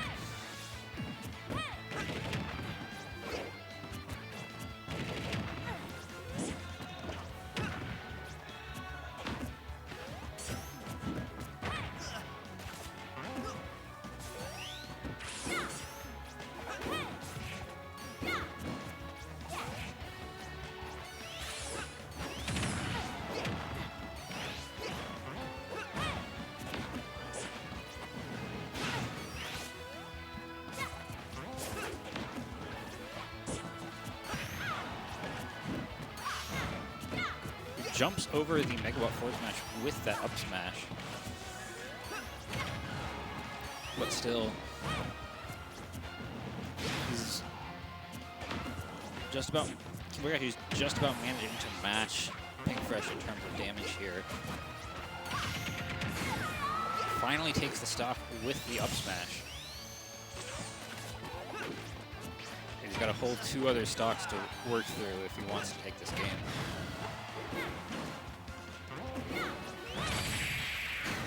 And the megawatt forward smash going to catch the homing attack from ledge.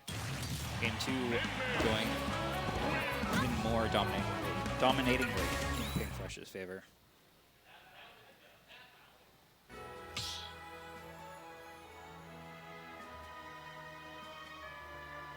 Start battle. MegaAntMan.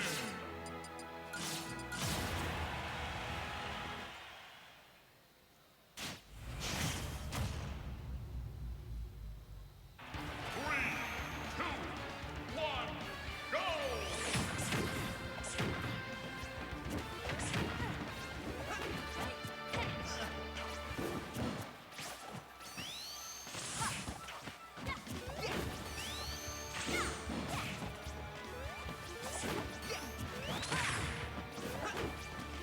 Once again, we're back to this long-range neutral where Kimboiyachi's just looking for some kind of way in.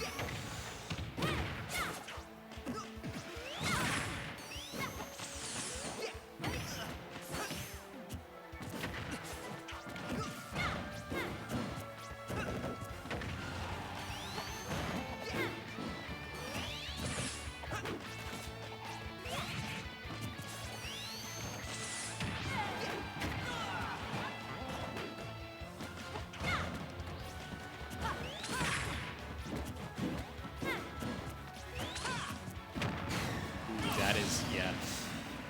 Homing attacking while Pinkfresh is rolling. He's gonna not lock onto him and slamming to the ground with a very laggy bounce. One of Sonic's few moves that has a lot of lag.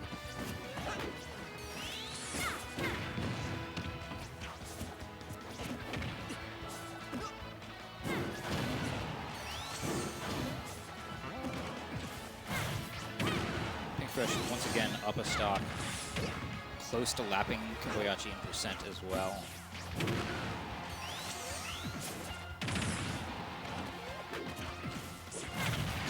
Ooh, and Kimboiyachi falling into that megawatt forward smash.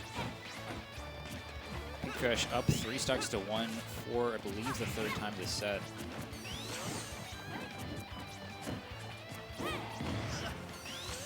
Game 3 so far not looking too much different from games 1 and 2.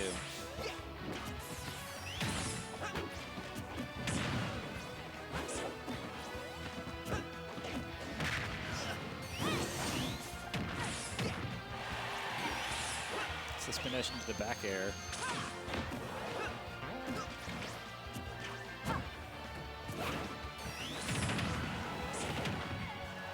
The forward air not quite going to kill. If that had been an air or an up air, he might have gotten the kill there. That seems 165% on Pinkfresh.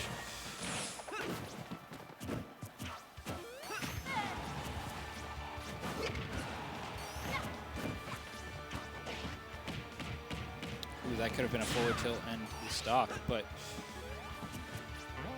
goes for a grab instead.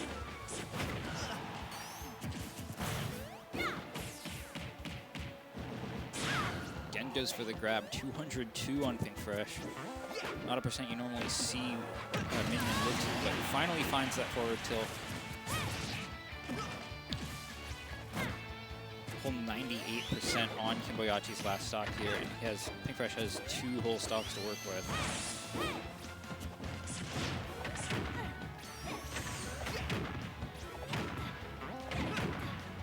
Who finds the up air chain into the up air, but not quite enough percent to get the kill off the top.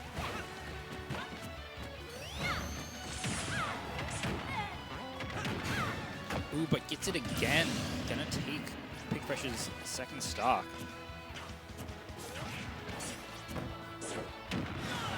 Game 3 at the very least, not going to be a 2-stock for Pink Fresh.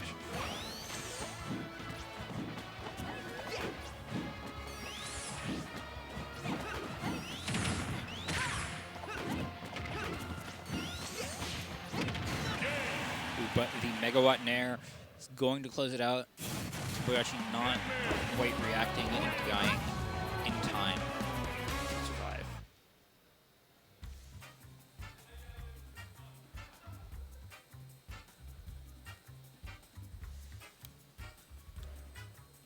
And next up will be myself versus Salvo.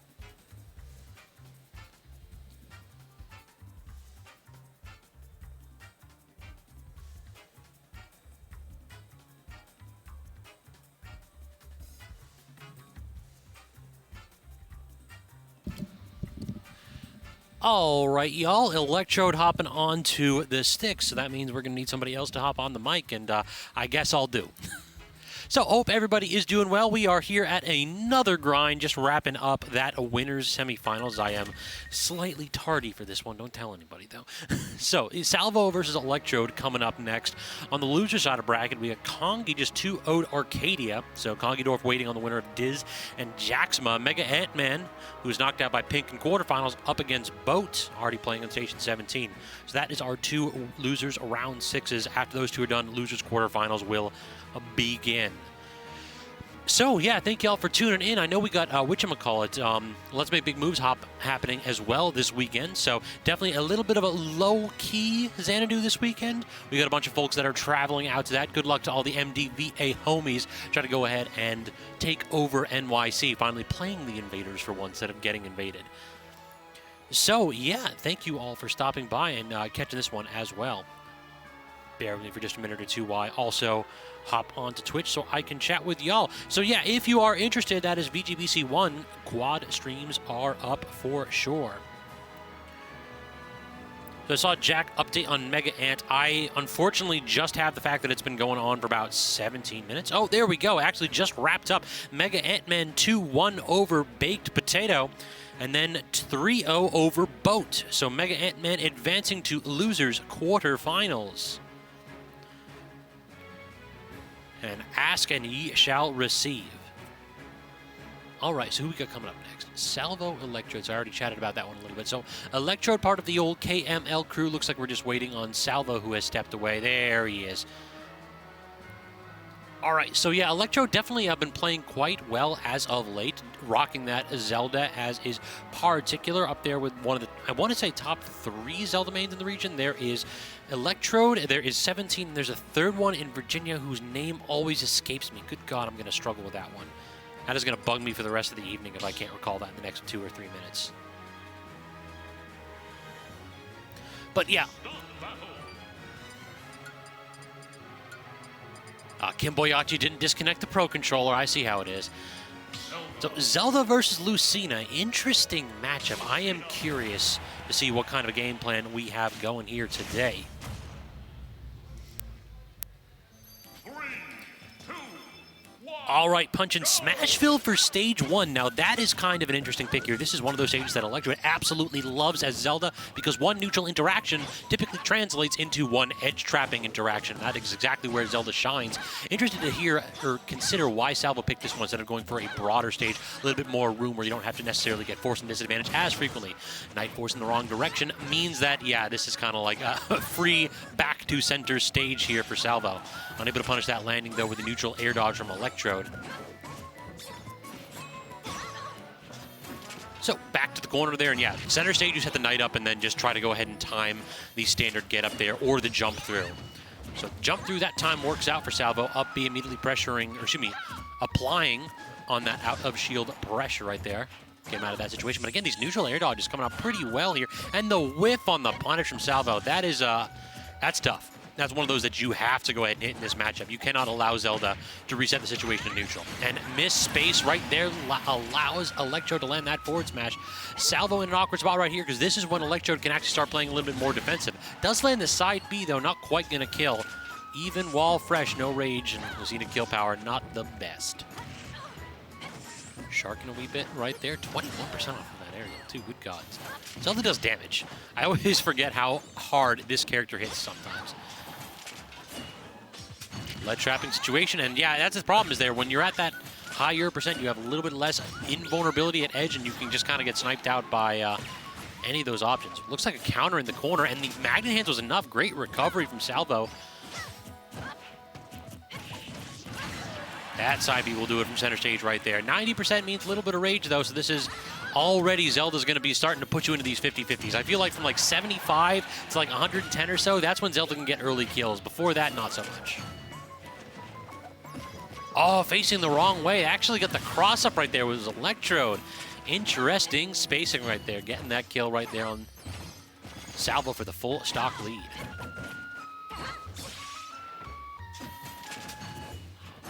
His time of the night just a wee bit here, and now Salvo fighting back for center stage control. Missing that back here. That looked like a little low profile right there. It looked like Electrode was actually trying to get a down tilt going, and it actually just crouched directly underneath it.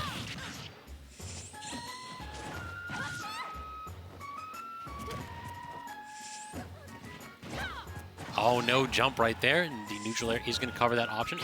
It is interesting how Salvo is approaching these edge traps. Oftentimes you see Lucina's go for a lot more neutral air, but instead, Salvo's really going for haymakers. And when the haymakers miss, then it's runaway neutral air. But yeah, I might want to play it safe in these situations where the only thing killing is Randy forward smash.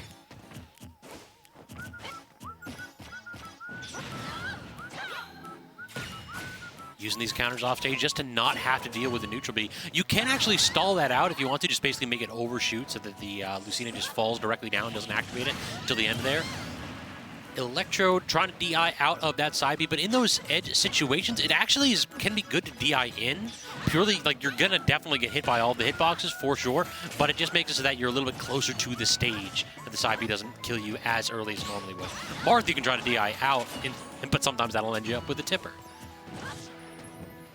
All right, a trapping opportunity, but great use of the neutral B right there. And then actually finally lands that Din's Fire. Salvo have been doing a really good job of tossing out the counter so that that option just never connected except for that one time. So a wee bit of a mishap right there. Going to end up with Salvo exiting a little bit early in game one here. Curious what the stage counter pick is. Yes, go Norfair, please, I beg of you. Anything but PS2. Kalos, yeah, I like the stage against Zelda. I unironically like bigger stages against Zelda because you have more space, which can mean more neutral interactions. And real talk, Zelda's neutral with Knight, it seems fearsome, but it takes a little bit of time to set up. So if you can apply just a bit of ledge pressure and force Zelda where they're back to the corner, then you can actually just take full stage control. Or alternatively, you can retreat because Knight no longer covers the entire stage. So yeah, Zelda definitely one of those like fake-ish zoners where taking her to bigger stage is not necessarily the losing option. Though despite that, perhaps it's a losing option in this game, right? Because Salvo is not doing well to start it off. One good interaction off of Electrode, and Salvo's stock very nearly gone. Could use the counter yet again, going with a second counter. That Knight wasn't going to be fired off, though. Oh, it's so hard to land against Zelda. I feel like in those spots, Salvo really wants to toss out a hitbox. Sometimes you just can't. Air dodge intercepted with the up air means that only 9% on that first stock for Electrode. Electrode is looking snazzy this evening.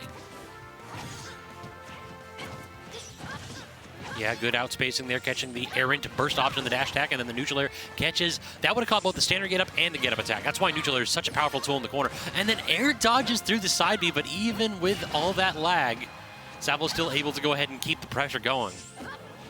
From edge to edge, but not able to land that forward smash. Just misspacing it a wee bit, so that roll on got through it. So when you parry those neutral Bs, you have to either choose one option. So you either parry again, or you up B immediately. I believe that there's like, is it frame 2 invul on that, or is it frame 3?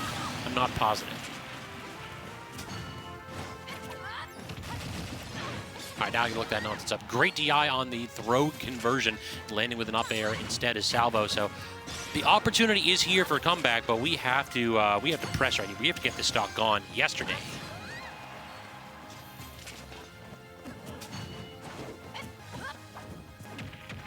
Just tapping that shield at max distance, sets up for the throw, but still not going to kill here on the large stage. Covering the landing with the running up tilt. That's something that not enough Lucinas do. You don't necessarily need to jump to juggle. Stay grounded, and you can go ahead and punish with that up tilt. Solid damage here, continuing the pressure here. Salvo, this is where the comeback starts, which cannot get juggled by Zelda. Awkward situation, but manages to get out that aggressive hitbox and then falls into that forward smash. Awkward spot. Again, it just feels like whenever you're above Zelda, it is so difficult to land. And then edge trap situation tonight. 2-0 lead for Electrode.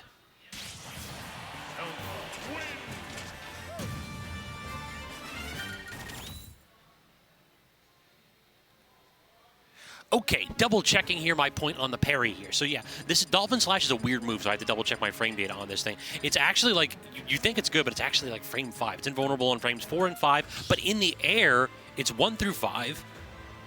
So that is kind of like one of those spots where parrying gives you 2 frames of intangibility. So if you're getting hit with an up B move, you have to consider is the next, Zelda's neutral B, you have to consider, is the next hitbox coming out less than 2 frames? If so, you can up B. If not, you have to re-parry it right there. So I know Salvo can get a lot out of parries, and to parry up B is a very safe option. Usually, when on those multi-hits, you have to be very judicious about where you toss it out.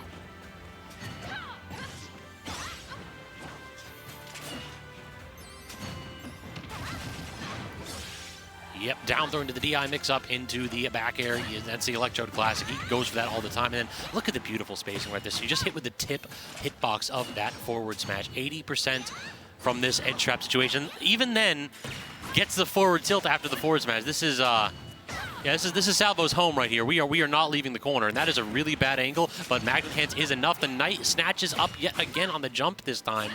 And this time, no double jump for Salvo, it looked like. So yeah, that is Zelda in a nutshell. Get stuck in the corner and you ain't never coming out.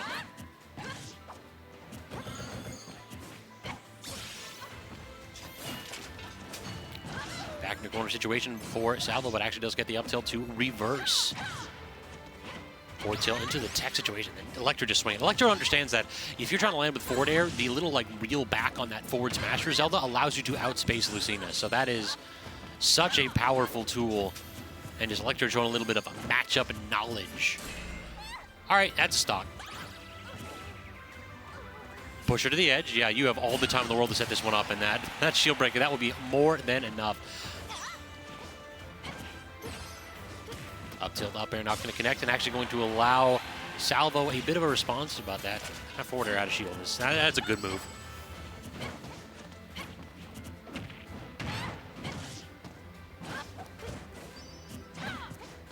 Couple scramble situation, just both players trying to go ahead and push their advantage, but oh no, there's no double jump here. So yeah, we just have to force that immediately.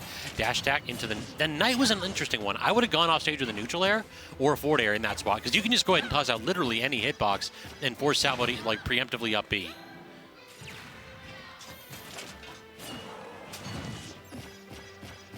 Toss him up. Yeah, DI mix up right there. Easily enough to kill in that spot, unless the DI is absolutely perfect. And even then, I think 150 or so probably dead. Missed attack, but actually couldn't get the jab block with that down tilt, it looked like. I mean, after a rough first stock here, Salvo really is fighting back. It just feels as though when you're in the disadvantage against Zelda, that is exactly, you're playing into Zelda's game. Zelda is allowed to try to outspace you and then do these like little on-shield mix-ups and multi-hits. Forward smash, yeah, that's not going to quite kill, but going to force an awkward recovery. Not going to attempt a two-frame with a knight, so that is just full double jump from corner and then try to outspace the back air attempt. But Salvo going coast to coast and then roll, getting snuffed out by that charge forward smash. Remember when I said that comeback was looking possible? Remember when I said that Salvo was starting it? Well, not so successful, unfortunately. So Electrode walking away with a 3-0, and that puts Electrode in winners finals up against Pink Fresh. So that is going to be one heck of an opportunity for Electrode. I don't believe that Electrode has that many victories against Pink, but we'll have to see. Hopping back on, actually. So now we can talk about the matchup and potentially the winners match to come. Yes. So I was talking to folks. What's your record against Pink? Against Pink Fresh? Have you gotten a win on him recently? I haven't really played him recently. I have, I believe, 2 wins on him. One on his Sephiroth and one on his Min Min. Gotcha. And, well, I also have one on his Marth, but that barely counts. But he has a number of wins on me, more than 2. Well, more than 2. Do you think it's more of a, like, how's the matchup that you feel between Min Min and... It's definitely winning for Min Min. Yeah. It's hard. Zelda has 2 advantages in that matchup, which is 1, that Phantom will block arms, and 2, that she can punish smash attacks with up B from long range if I react quickly. Oh, that's cool. Yeah. So you basically have to get those hard reads. You have to basically force Pink to the corner and either block an attempt to go ahead and aggressively come back with a knight, or just immediately say, oh, I see a kill here. The thing about the knight is that arms don't go through it, at least not when it's charged and has the shield, but the laser does. That is almost like a coding mistake. Like must be so annoying where the arm perfectly blocked by the knight, but the shield doesn't do a damn thing about the laser. Yep. Yeah, very annoying. So I can use Phantom in neutral, but at certain ranges, if he just reacts and does laser forward smash, I just get hit. So it's kind of like... It's hard. Yeah. Think like maybe -1, -2? Yeah. Gotcha. So it looks as though we're actually having Salvo sit back down and fight for just a wee bit longer. I think Loser's going a little bit slow. So we're trying to go ahead and catch up right there. So yeah, this is Salvo and MegaAntMan. So we just saw Salvo actually go down against Electrode. Now, Electrode, you get a chance to go ahead and talk something here about your opponent as Salvo tries to go ahead and make this losers run. What can I say? Salvo's pretty good, but not quite good enough to beat me. There you go, exactly. The modest brag. Yeah, Salvo definitely put up a bit of a fight here, but this is a heck of a different matchup, too. For sure. Yeah, no Zelda on deck right here. MegaAntMan trying to be as annoying as possible with those pellets. Problem is that if you would approach with them, that's when Salvo can actually respond with something like a forward air or a neutral air to intercept those hitboxes and then actually get a hit on Mega Man 2. Trying to connect with those back airs or some kind of projectile pressure here, but Salvo using those disjoints to try to apply like both the counter hit. It feels like the air-to-air is going to be in Salvo's favor, so MegaAntMan going to make this ground game go, or just going to take him off the top. Never jump when you get hit with that. Yeah, jumping will make you die very early. You want to try to air dodge or do nothing, or if you have another move that stalls your momentum, then use that. Hey, but no harm, no foul, though. Good job catching that. A jump attempt with a forward smash.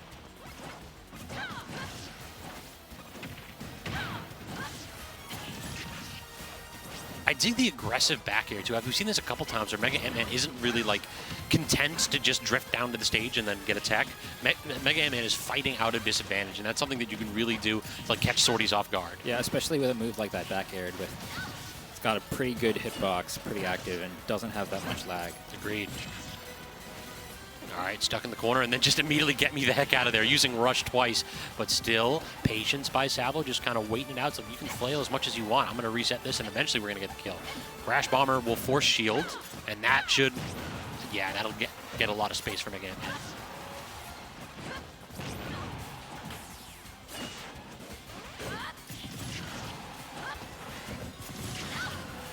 Just calling out that jump again with the back air. not quite. Manages to snap that. Yeah, that hard knuckle is always terrifying. It's always a little slower than you think, though. Yeah. Good crash bomber setup yet again, but actually rolling on and then switching it twice. Manages to get the back air, too, from MegaAntMan, so a bit of a fortuitous double swap right there. Super high percent for both of these players now. Please move forward. MegaAntMan would just like tossing out that forward air. You know he knows the spacings. That was one of those spots where it's like, please, Salvo. Please try to get a grab. Please do something where you move forward just a wee bit. For sure.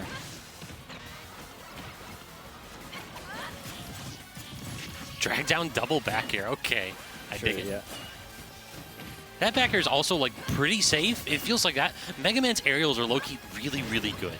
Like, Yeah, they everyone are. serve a specific purpose, too. Like the forward air is not as good as Lucina forward air, but it's pretty good. It's up there. And at 170, this is a heavy character, but we certainly have options if we are Lucina. Ooh, Crouch canceled it. That's the only reason he lived. Not reacting to the roll is Salvo, though. Standard get up and immediately goes to the killing blow, but that's not going to connect. And MegaAntMan smells blood, gets it back here on the jump. Are we going to go off stage? No, just a couple lemons trying to set up for that heavy knuckle.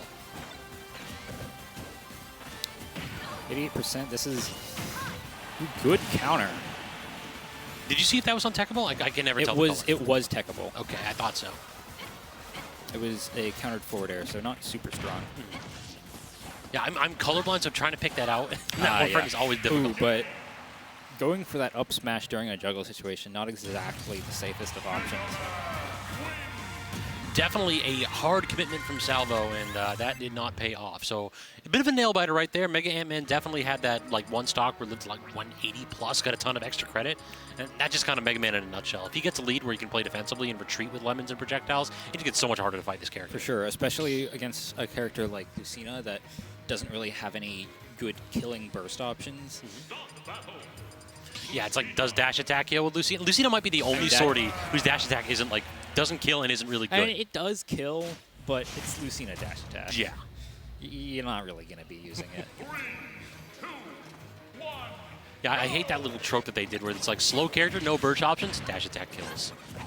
Every time a Cloud kills with dash attack, I'm like, this is not a just world. He shouldn't have that.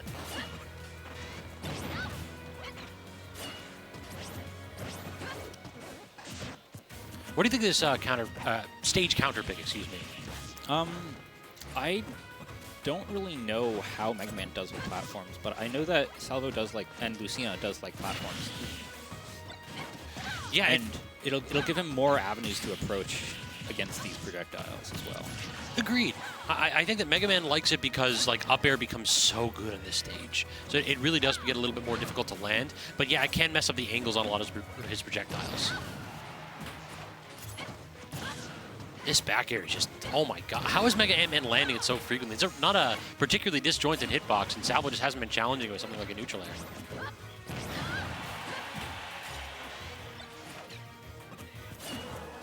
Might not be too disjointed, but it's got enough. Well, that's a regrab, but actually going a little bit beefy with that up B, and jumped again in the up air. That it was like a jump and upward air dodge or something. That is 2 times in a row, unfortunately. Although it might have just been that he died from it. He was at relatively high percent. At 120, I don't think that one kills a 120 at that point. He went like straight up. Maybe, yeah. Wind boxes are weird in this game. They like amplify existing inputs. So if you jump and get hit with the wind box, you just soar. Yeah, you get huge upward momentum, and I actually got a kill off the top with Mario Flood once, and I'm just like, all right, this shouldn't work, but okay. Yeah, it's weird. It's a weird mechanic for sure. Yeah, but again, Salvo not really able to find this kill. Yeah, it's a problem playing Lucina is that you have to get a read. You have to be reading your opponent's options. Otherwise, you're going to let these characters live to like 190, 200 and kill with up throw or back air. Eventually, you're going to have to land one of these blows because you pick up on your opponent's patterns. And so far, MegaAntMan being just shifty enough.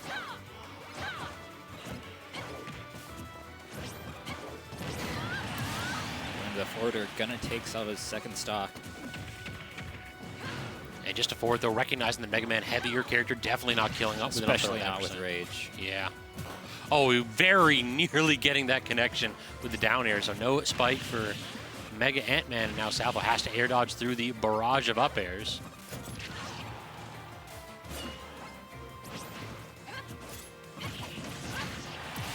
finally going to get with the side B. Question becomes, is it too little too late? We did see a shield break once on Salvo's previous set, so we're going to need something like that. We're going to need to play with an exclamation point on it to go ahead and end a stock sub like 70. Yeah, shield break or an edge guard or a forward smash. Yeah, down air, anything. We got to get something special here from Salvo, and so far, stuck in the corner yet again. MegaAntMan, what is your ledge trap? Try to go ahead and land the back here, but getting outspaced that time finally. That's a big punish right there. So now what are we going to get out of this edge situation? Good neutral air, catching the jump away, and we are a little bit of an overextension right there, and now MegaAntMan's the one in the driver's seat.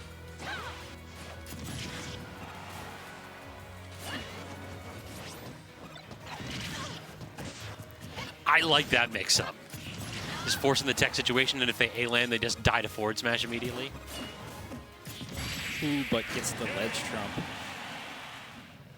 Yep, Trump back air, definitely a valuable tool in Mega Man's kit. Got to react to that one ASAP. Might have been able to fire off the up B, but Salvo unable to go ahead and pull it out there in that key situation. So now the barrel of a 3-0 if something does not change. Running it back, I dig it. Just the music counter pick. Final D version of Battlefield. This is a curse one. Yeah. Yeah, no, it always makes me laugh when people do like Final D version of Battlefield or Battlefield version of Final D. It's like, just why? Is it a music choice? Is it the light colored background? Perhaps. It makes sense if it's like Game & Watch, because Game & Watches will pick like dark blue Game & Watch and go on Final D purely to tilt people. I am people, by the way. Lucas, yeah. Actually. Yeah, I was wondering if Salvo was going to switch. Actually, I was wondering if he was going to switch against me. But I know that Salvo does have a few other characters, not quite as good as the Lucina, but they do exist. I think I've seen the Salvo Lucas maybe once before, but it has been a minute. Drag down, but yeah, I can't get that grab, so good use of aggressive options right here. I'm curious how Lucas is going to fare in this matchup. It feels like, yeah, we can intercept the pebbles with things like forward air and the like, but we can also intercept the up B. I guess that works, 32%, so no need to theory craft. Salvo out here showing us what this character can do. And I believe he can absorb pellets with down B. I'm not entirely sure. I think they're physical. Sure. I'm not positive, but I think they're physical. You're going to make me look that one up. I know you can get forward smash for sure. And you can also get side B while it's attached to you, I think. All right, getting the berry right there, but that is one of those fake berries. No mashing needed on that one. Sure, yeah. Back air into the up tilt. Not quite taking it, though. This is kind of what I'm worried about here, is that Lucas is like, Yeah, okay, yeah. you can get the Crash Bomber, but I think you might be too... No, Nope. okay. That up B is really good. Yeah, no, do not underestimate Lucas's recovery. He has a massive double jump, and the up B goes very far. Yeah, it's like I knew it was better than Ness, but like down from the blast zone, you got those? Okay. Yeah, it's a lot better, like nearly twice as far. All right, we got angles, but yeah, that is an easy intercept for Not MegaAntMan. quite the right angle, though. Crash Bomber is being annoying. Yeah, when you've got projectiles like that, you want to throw them out while you're off stage just to mess with ledge traps and other setups if you can. So I think that's safe. If you get that right, the down air, The down air, close the hitbox, down air is yeah. very safe. It can be up to +1. Ooh, but Catching the regrab. Good use of that down air right there. Good presence of mind from Salvo. This yeah, character's gets the spot. back air spike. Ooh, but firing back with a spike of his own. Yeah, PK nothing. PK go away. Get a little bit of a projectile forcement to shield for the follow-up. And then breaking that tether with the lemons as well.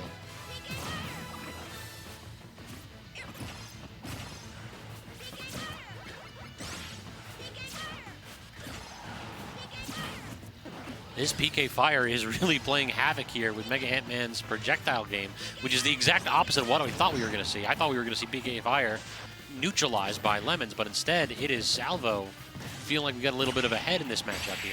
Ooh, and gets back air into forward air. That is unfortunate. Actually, does manage to DI properly, and we don't get flipped up in that awkward situation with the Crash Bomber changeover. But it has been a minute since MegaAntMan has had the ability to play the video game. This has been a difficult spot.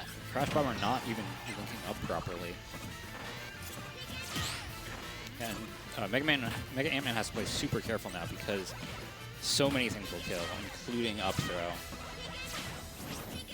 Yeah, I think this is what you have to do. Oh, no. You talked about the up throw. MegaAntMan took one too many steps forward, and yeah, that's an easy kill. Right into that grab range. I feel like in that spot, if you're like PK Fire's never going to kill you from center stage. So if MegaAntMan just nickeled and dimed with projectiles and never gave into the pressure of going in, play until you're at 200. Play that tightrope situation, but force Lucas in. You have to keep in mind that forward air is also a kill move and does have quite a bit of range as well. True enough. But at the very least, you're forcing, whatchamacallit, Ant-Man to be the aggressor. That's always, it feels like it's a weakness of Mega Man's kit, is that he's so good when he's going to lead and he can camp you out, but his kill moves are so telegraphed. Yeah, they're very specific. So that is a weakness for a lot of characters. Agreed. A lot of non-DLC 2 characters. Yes.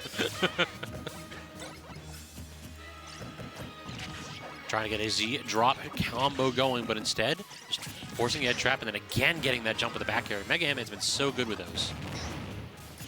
So I think he did absorb a lemon there. Could be. I'm gonna have to keep a lookout on that one. I wasn't sure if it was the lemon or was like the first hit of Crash Bomber. Yeah, it was hard hard to tell. Can't get any kind of a follow-up off in the Metal Blade, so we're just going to go ahead and rinse and repeat, and we're swinging right here. Missing the punish on that up tilt is not great. No. PK, stop, please. Like lemons are just so good against PK Fire because you don't have the best air drift, so you can just go ahead, as Lucas that is, so you can just go ahead and put 2 lemons out, and then if they jump and fade back, they get hit by one of the 2, depending if they're full hop or short hop.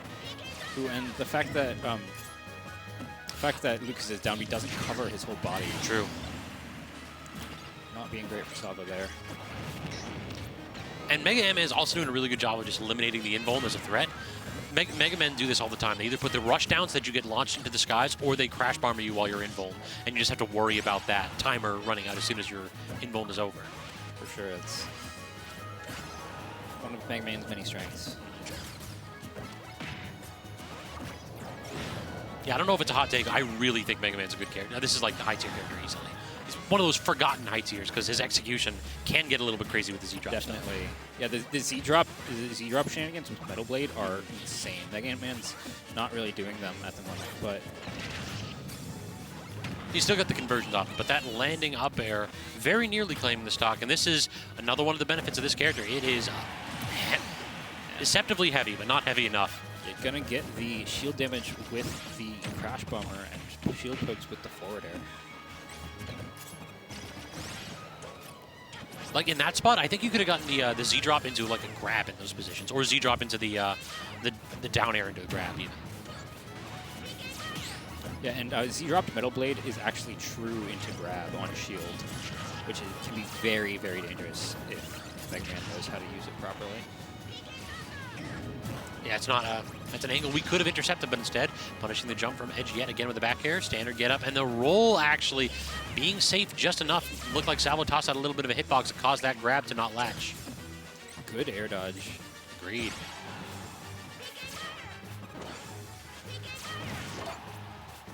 Just sending the leaf blade back.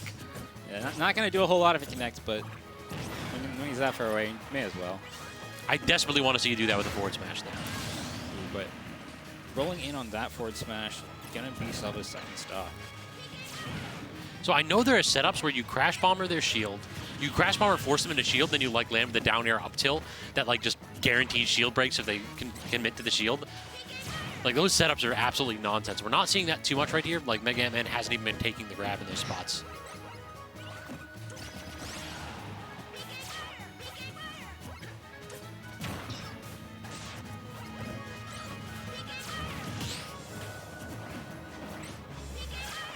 Defensive game plan has been evident here from MegaAntMan, doing a very good job of just playing at a distance that Lucas has trouble responding to. Yeah, he's got... Salvo has the PK Fire, but doesn't really have other projectiles. MegaAntMan's got tons of them. And the airspeed just like so slow that if you ever commit to a full hop, you're just getting intercepted right here. We've seen it 2 or 3 times now from MegaAntMan. Nope, just respect the space. You guessed wrong on the get up, so you back off. I like that from MegaAntMan. No need to put yourself in a position where you can just get grabbed and back thrown and die. For sure. But yeah, that's good pressure there from Salvo, though. It was difficult to get out of the corner in that spot. Still, though, 100% down. Oh, good run-in. Salvo definitely recognized that like MegaAntMan's been committing to shield in those spots. He just ran in and swapped the crash bombers. It's like my pressure is now, or your pressure is now my pressure. No double jump here.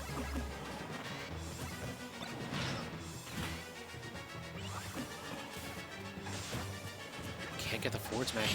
All right, as soon as I said it, we're just going for the second forward smash. Goes for it again. So good adaptation from MegaAntMan as Salvo definitely threw the curveball there game 3 with the switch over to Lucas, but all it took was a couple stocks of the game plan to get tightened up. For sure. Manages to beat Salvo 3-1. Does that mean we're going to get Kongi on stream? No, looks like KonkeyDorf actually lost to Diz Kid Boogie. Or is that just Diz? I think it's just Diz. Yeah, Diz Kid Boogie is a really, really old player. I'm showing my gray hairs. So yeah, Diz 3-1 over KonkeyDorf. Now Diz advancing onto the other side. That's going to be losers quarters. Oh, yeah, this is. Let me see if we can't get some info here. Do we do round robin today?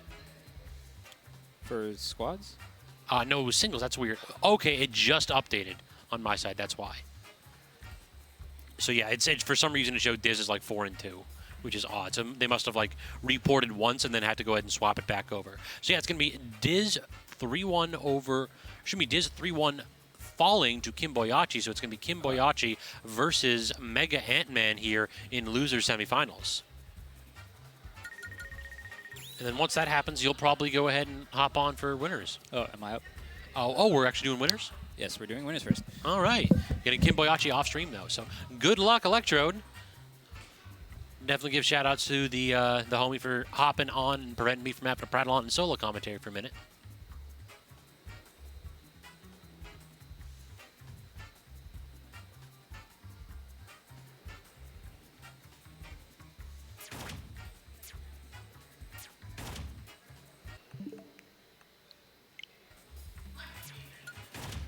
All right, so yeah, Pink Fresh versus Electrode hopping onto the sticks this time. Just gonna, yeah, it's just gonna be a minute there. And yo, RK, how's it going? I see you in chat there.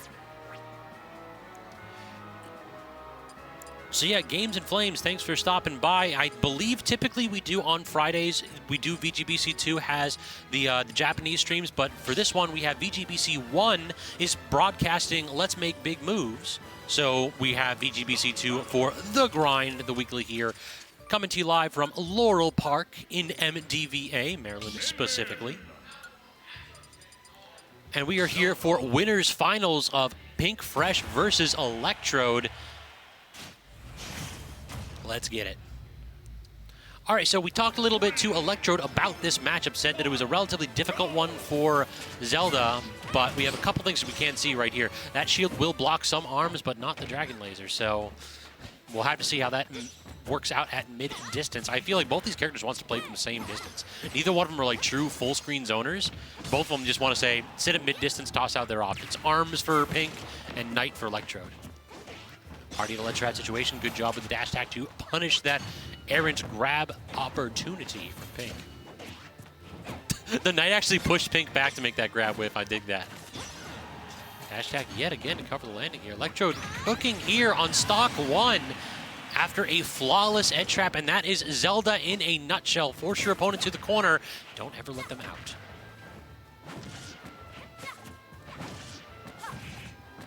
But the problem is that Pink kind of got that same game plan going. A little bit slower on the draw on the Megawatt, but second time is the charm here. And Electrode yet again stuck trying to fight for stage control. And anytime you're committing to shield, that feels, I swear to God, Pink can smell it. Anytime you hold it for more than like 4 frames, that man's using this character's terrible dash speed to go ahead and get a dash grab.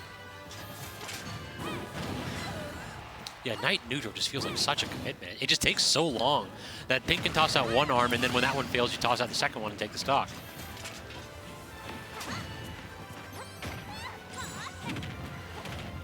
Calling out that neutral B with 3 attacks right there. So this is full stage control here for Pink, but actually gets reversed with the dash attack and the Knight too. Awkward spot, first to burn the air dodge and the invuln. Was that a down tilt? Knight into forward air. That was a lovely confirm from Electrode. I've never seen that before. I've been watching Electrode play for years and he's never brought that one out. Insane.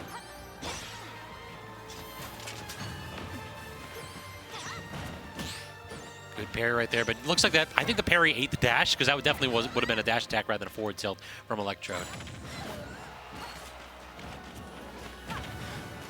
But this is the problem here: is whenever Pink gets the opportunity to get out of the corner, the game immediately starts to deteriorate for Electrode. Already have to use the double jump and the aggressive up B, and that time Pink Fresh was ready and able to react. Catching the double jump on Electro's side, though, this is a big opportunity, but that Knight just didn't cover, and the roll actually misspaced. It was Electrode right there.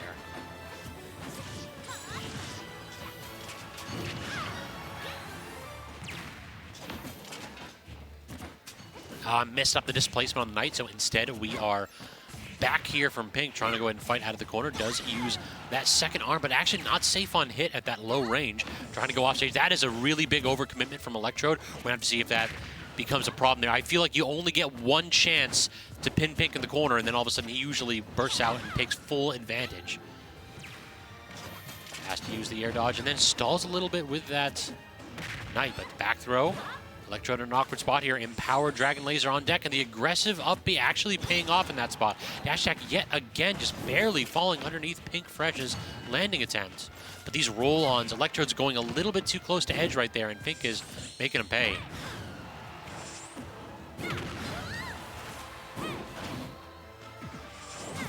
Can't get the 2-frame right there, but Pink catches the jump away from corner. Not quite going to finish the game, though.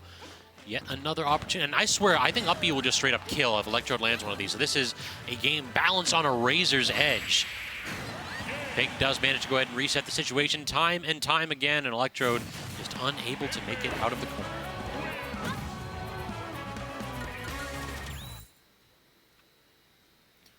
Awkward spot for Electrode. I definitely felt like when he forced that double jump on the left side of stage, we had an opportunity to go off stage with something like a lingering hitbox, like a neutral air, and just dare Pink Fresh to challenge it. But instead, it was an attempt to go ahead and toss out a Knight, and it didn't actually go far enough to challenge or threaten Pink, rather. And from there on, it was the Pink Fresh show, like 100+ unanswered damage. But we are resetting the situation. I mean, that was a really heartening game, too, for Electrode. This is not one where Electrode has a favorable matchup. So, definitely showing what Electrode can do despite the difficulty both on the matchup side and on the player record side.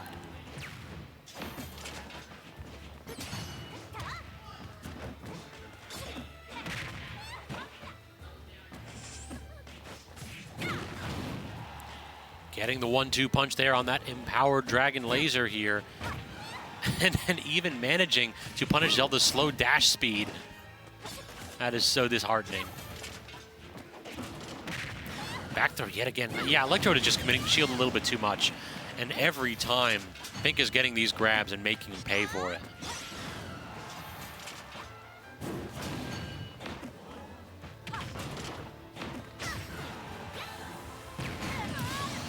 But no harm, no foul right there. No extra credit on Pink Fresh's side, so we are more than back in this.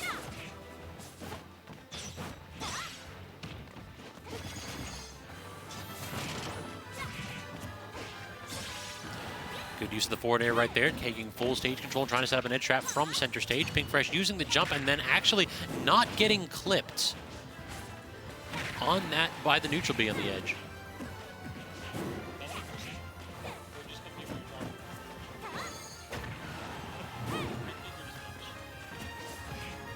All right, so now good air dodge back down, and then, yeah, the Mega Watt Hammer, and this is all of a sudden really starting to spiral right here for Pink Fresh.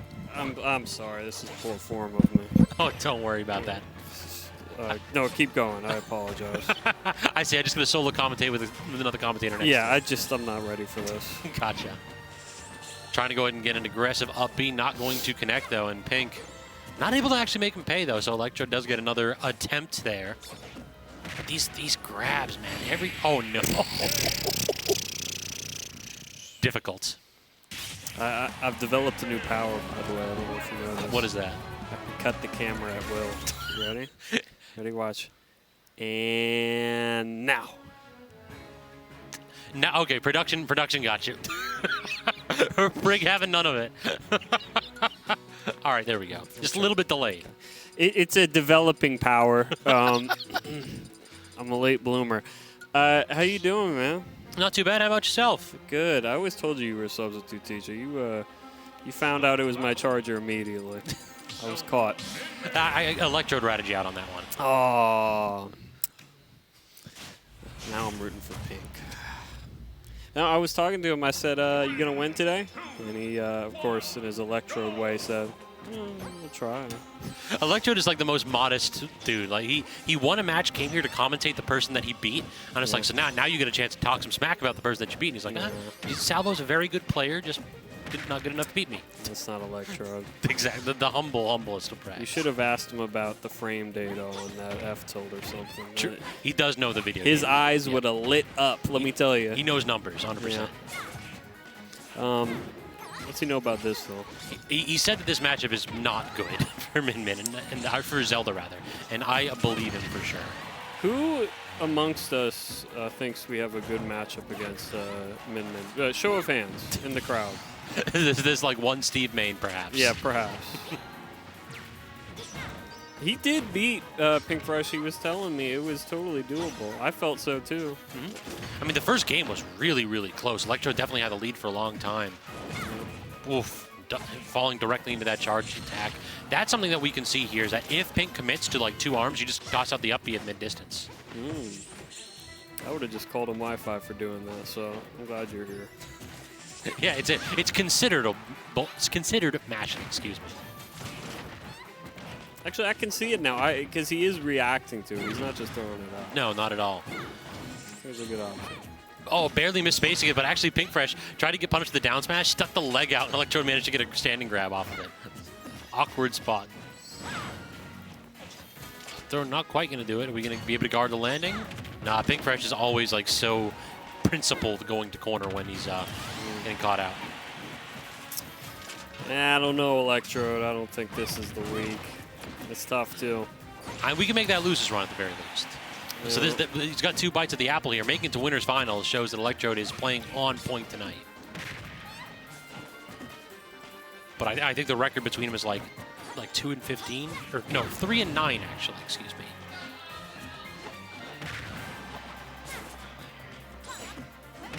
Wait, between Electrode and Pink Fresh? Oh. So 3-10. 3-10, okay. There we go. We're on the same page. Wow, he's beaten him 3 times. That's actually a lot better than I thought. I think he's beaten each of his characters once. He's beaten he would mention this. He beat the Marth, okay. he beat the Min, and he beat the Pit. Okay, I got you. Or no, not the Pit. It was the Sephiroth. So you got the Trinity.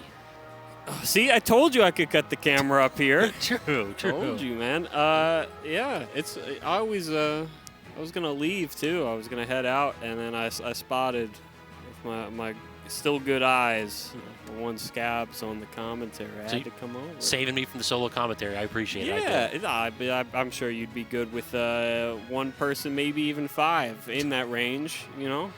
True. Me, I can't really do the 2 people commentary. You know what I'm talking about? Yeah, it's only because the other person's a problem. Yeah, and I get to hear my voice less, which is tough for me. And it hurts the people at home. As everyone in chat simultaneously starts screaming. But it looks like we're getting... It was actually just 1 person today. Yeah, I think we got, what is it, Let's Make Big Moves happening in New York. Yeah. So that's drawing the VGBC1 crowd. I didn't want to mention it because maybe there was like 1 guy in here. No, we had like 100 or so once. I think one of the streams died, and they thought it was a Japanese tournament for a little bit. There's 1 guy in here. Did never mention the competition. That's more my philosophy, you know? Gotcha. Well, it is all on the VGBC network, so y'all can multi-switch. They're competing with me. True. Exactly. Who would want to watch anything other than Bo? Yeah. All right. Don't answer that question. It's rhetorical, chat. Oh! What a way to start the match off with the triple back air. from MegaAntMan, just catching Kimboiyachi refusing to air dodge. That's one of those cheeses. That's great. All right, so Kimboiyachi, he can't get too mad about that. He is he's got a reputation for getting a little hot-headed when things fall apart, but he's made a fantastic run today. He made top 8, beat some great players. You know, this is totally doable for him. This is going to be a good match. It's going to be a tight one. I definitely think so. And also, like Kimboiyachi, not only did he make top 8, but he made top 8 like on winter side. He got knocked out by Pink Fresh in winter semis. Yeah. So like that was a solid run to say the least. Also got his trainer, AB, African Batman, in the house, stepping us out in there, trying to settle his nerves. Get some mid-set coaching going. I could hear him. True, true. And yeah, Kimboiyachi's already put on a solid bit of damage. Since we basically started with a 0 to death, like you're kind of seeing that Kimboiyachi is definitely going to have a handle on this neutral. Yeah. Good thing is you can always just, if you're playing Sonic, just ice him out a little bit, you know? True. Like among these two characters, you'd think Mega Man is a better camp game, but you can't be dying that early, though. Yeah. It's a best of 5, though. That's a tough start. Ooh. Oh, did you know that jab locks? What a confirm! Goodness. 67 out of the triple down air, and I felt that in my chest. Get the base boosted down air resets. Tell you what, this MegaAntMan guy, he's pretty good. He is. Yeah. I think that's one of those max damage confirms that you just lab out for the opportunity to hit that on stream.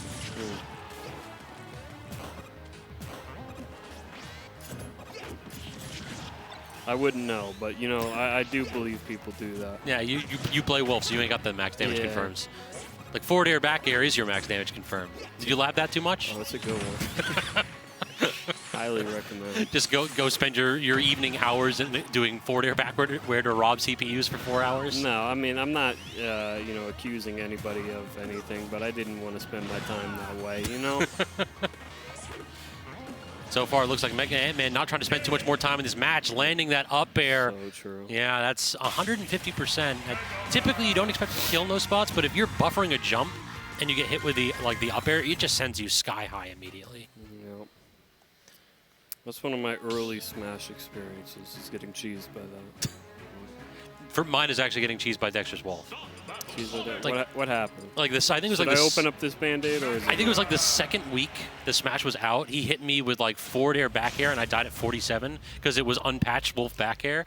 I'm just like, that can't be true, and I can't have died there. And he's just like, yeah, that's just a thing. This is where it all started. Exactly. That's where my deep hatred of the space animals came from. It's interesting. I feel like next time someone tells me they hate a character, I'm just going to ask them where it started. Exactly. Where's your trauma? Trauma dump right here. I never thought about it that one. All right. Color switch. Which one? I'm colorblind. I can't tell. Oh no, I'm sorry. It's Sonic. Sonic changed. Okay, yeah, I genuinely couldn't tell. He went from like the teal to the blue, did he? He went from the black to the blue. Okay, that's. MegaAntMan is still on the teal. Okay, I was looking at that. I'm just like, no way, right? I laughed at someone's disability on stream. Shame on me. Commentating doubles and the team goes blue-green, and I just lose my mind. I'm like, I have no idea what's happening. Bro, how do you do anything?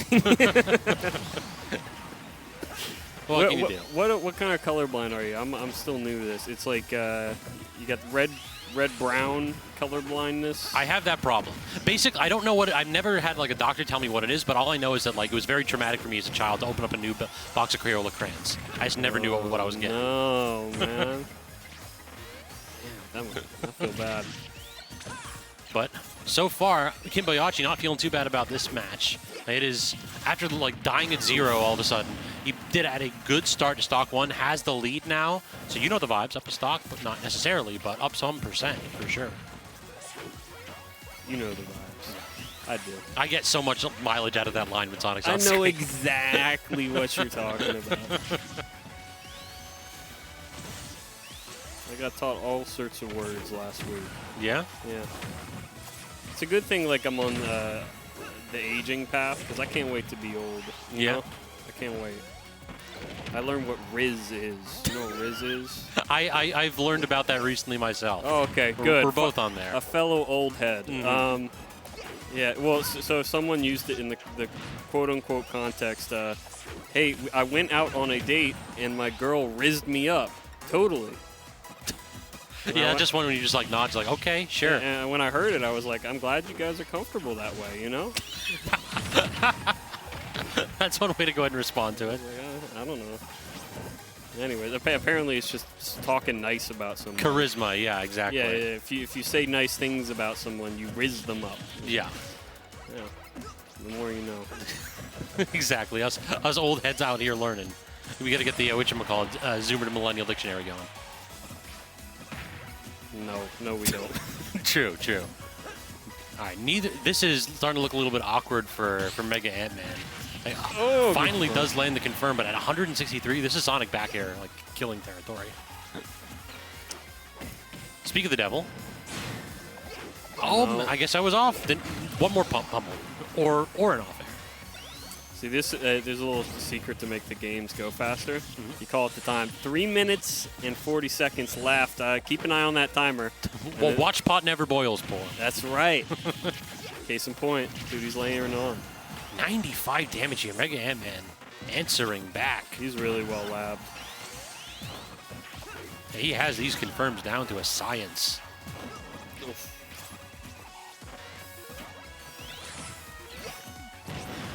This is brutal. Kimboiyachi just did not get a chance to play that last stock. Yeah. Came down from the Angel platform swinging, and Kimboiyachi unable to respond. You give a positive head nod though. A couple negatives, and then he went okay. Oh, MegaAntMan's up 2-0. Yep. I could have sworn. Okay. Okay, now I see the color change. Was this the one for game one? This is the one for game. Okay, one. I can see the difference now if I pay attention. I'm very detail oriented as Scabs. You know That's why we need you on there. I can do the broad strokes, and you can just laser focus and talk about like the players, the players' body language. Yeah, I love. People think I'm crazy about that. I love the body language. To me, it's my favorite thing about fighting games. Yeah, just watching like their soul break a little bit. Yeah, it's the little thing. Like I was watching. Case in point, we brought up Electro, right? He was playing KonkeyDorf, close set. I watch him scratch the back of his head every time his stock gets taken. And you know he's a calm and cool dude. So I asked him, I went, were you nervous? He went, no, not really. I went, I don't know. Come on. Exactly. A little bit. I was a little nervous. Yeah, Poe MD, sports psychologist, might have caught that body language going. Hey, Kimboiyachi. Wow. You almost made that back. Yeah, you're not making that one back, though. Good snipe right there, getting that 2-frame with no double jump whatsoever. I'm rambling, but, you know, there's like 23 people. Gotcha. By the way, thanks for coming out, guys. Yeah, Thanks for definitely. watching the stream. Thanks for watching the stream, and also thanks for supporting your locals, the folks that came over and entered, too. Of course, guys. If you're in the local area, make sure to check your tires. They have enough pressure. They're not bald, because we're going to get some sleet tomorrow. True, actually. Yeah, we're going to get some bad sleet. You got to get some snow. Like, it's been 700 days since there's been snow in D.C. I'm done with this nonsense. It's my fault, too. I was saying stuff like, remember winter? Remember when we used to have winter? Yeah, Now we get you to blame? Winter's dead now. Yeah, coming from New England, too. Like, I miss having, like, a foot of snow on the ground. Yeah. Crash Bomber actually stops homing. That is annoying. Or Spin Dash, rather. But it doesn't stick with flanks. True. We were talking about Inkling Splat, the splatter gun. That completely stops Sonic's spin dash. Really? And it inks him. Yeah. That must be okay. Duffed 2-stock lead for Kimboiyachi, and this is going from bad to worse. We do get a stock off here. We're gonna need one of those crazy confirms. Yeah. He was looking like this in game one though. True. Yeah. Like MegaAntMan has been doing these comebacks a little bit. Oh, those tech chases. That's crazy stuff. Like, typically, like people complain about Sonic. Real talk. I think that Mega Man Lemons is the most tilting move in the game. I kind of agree. Just it stops your momentum. It's so it like tough. interrupts whatever you're trying to do, and the sound just gets me.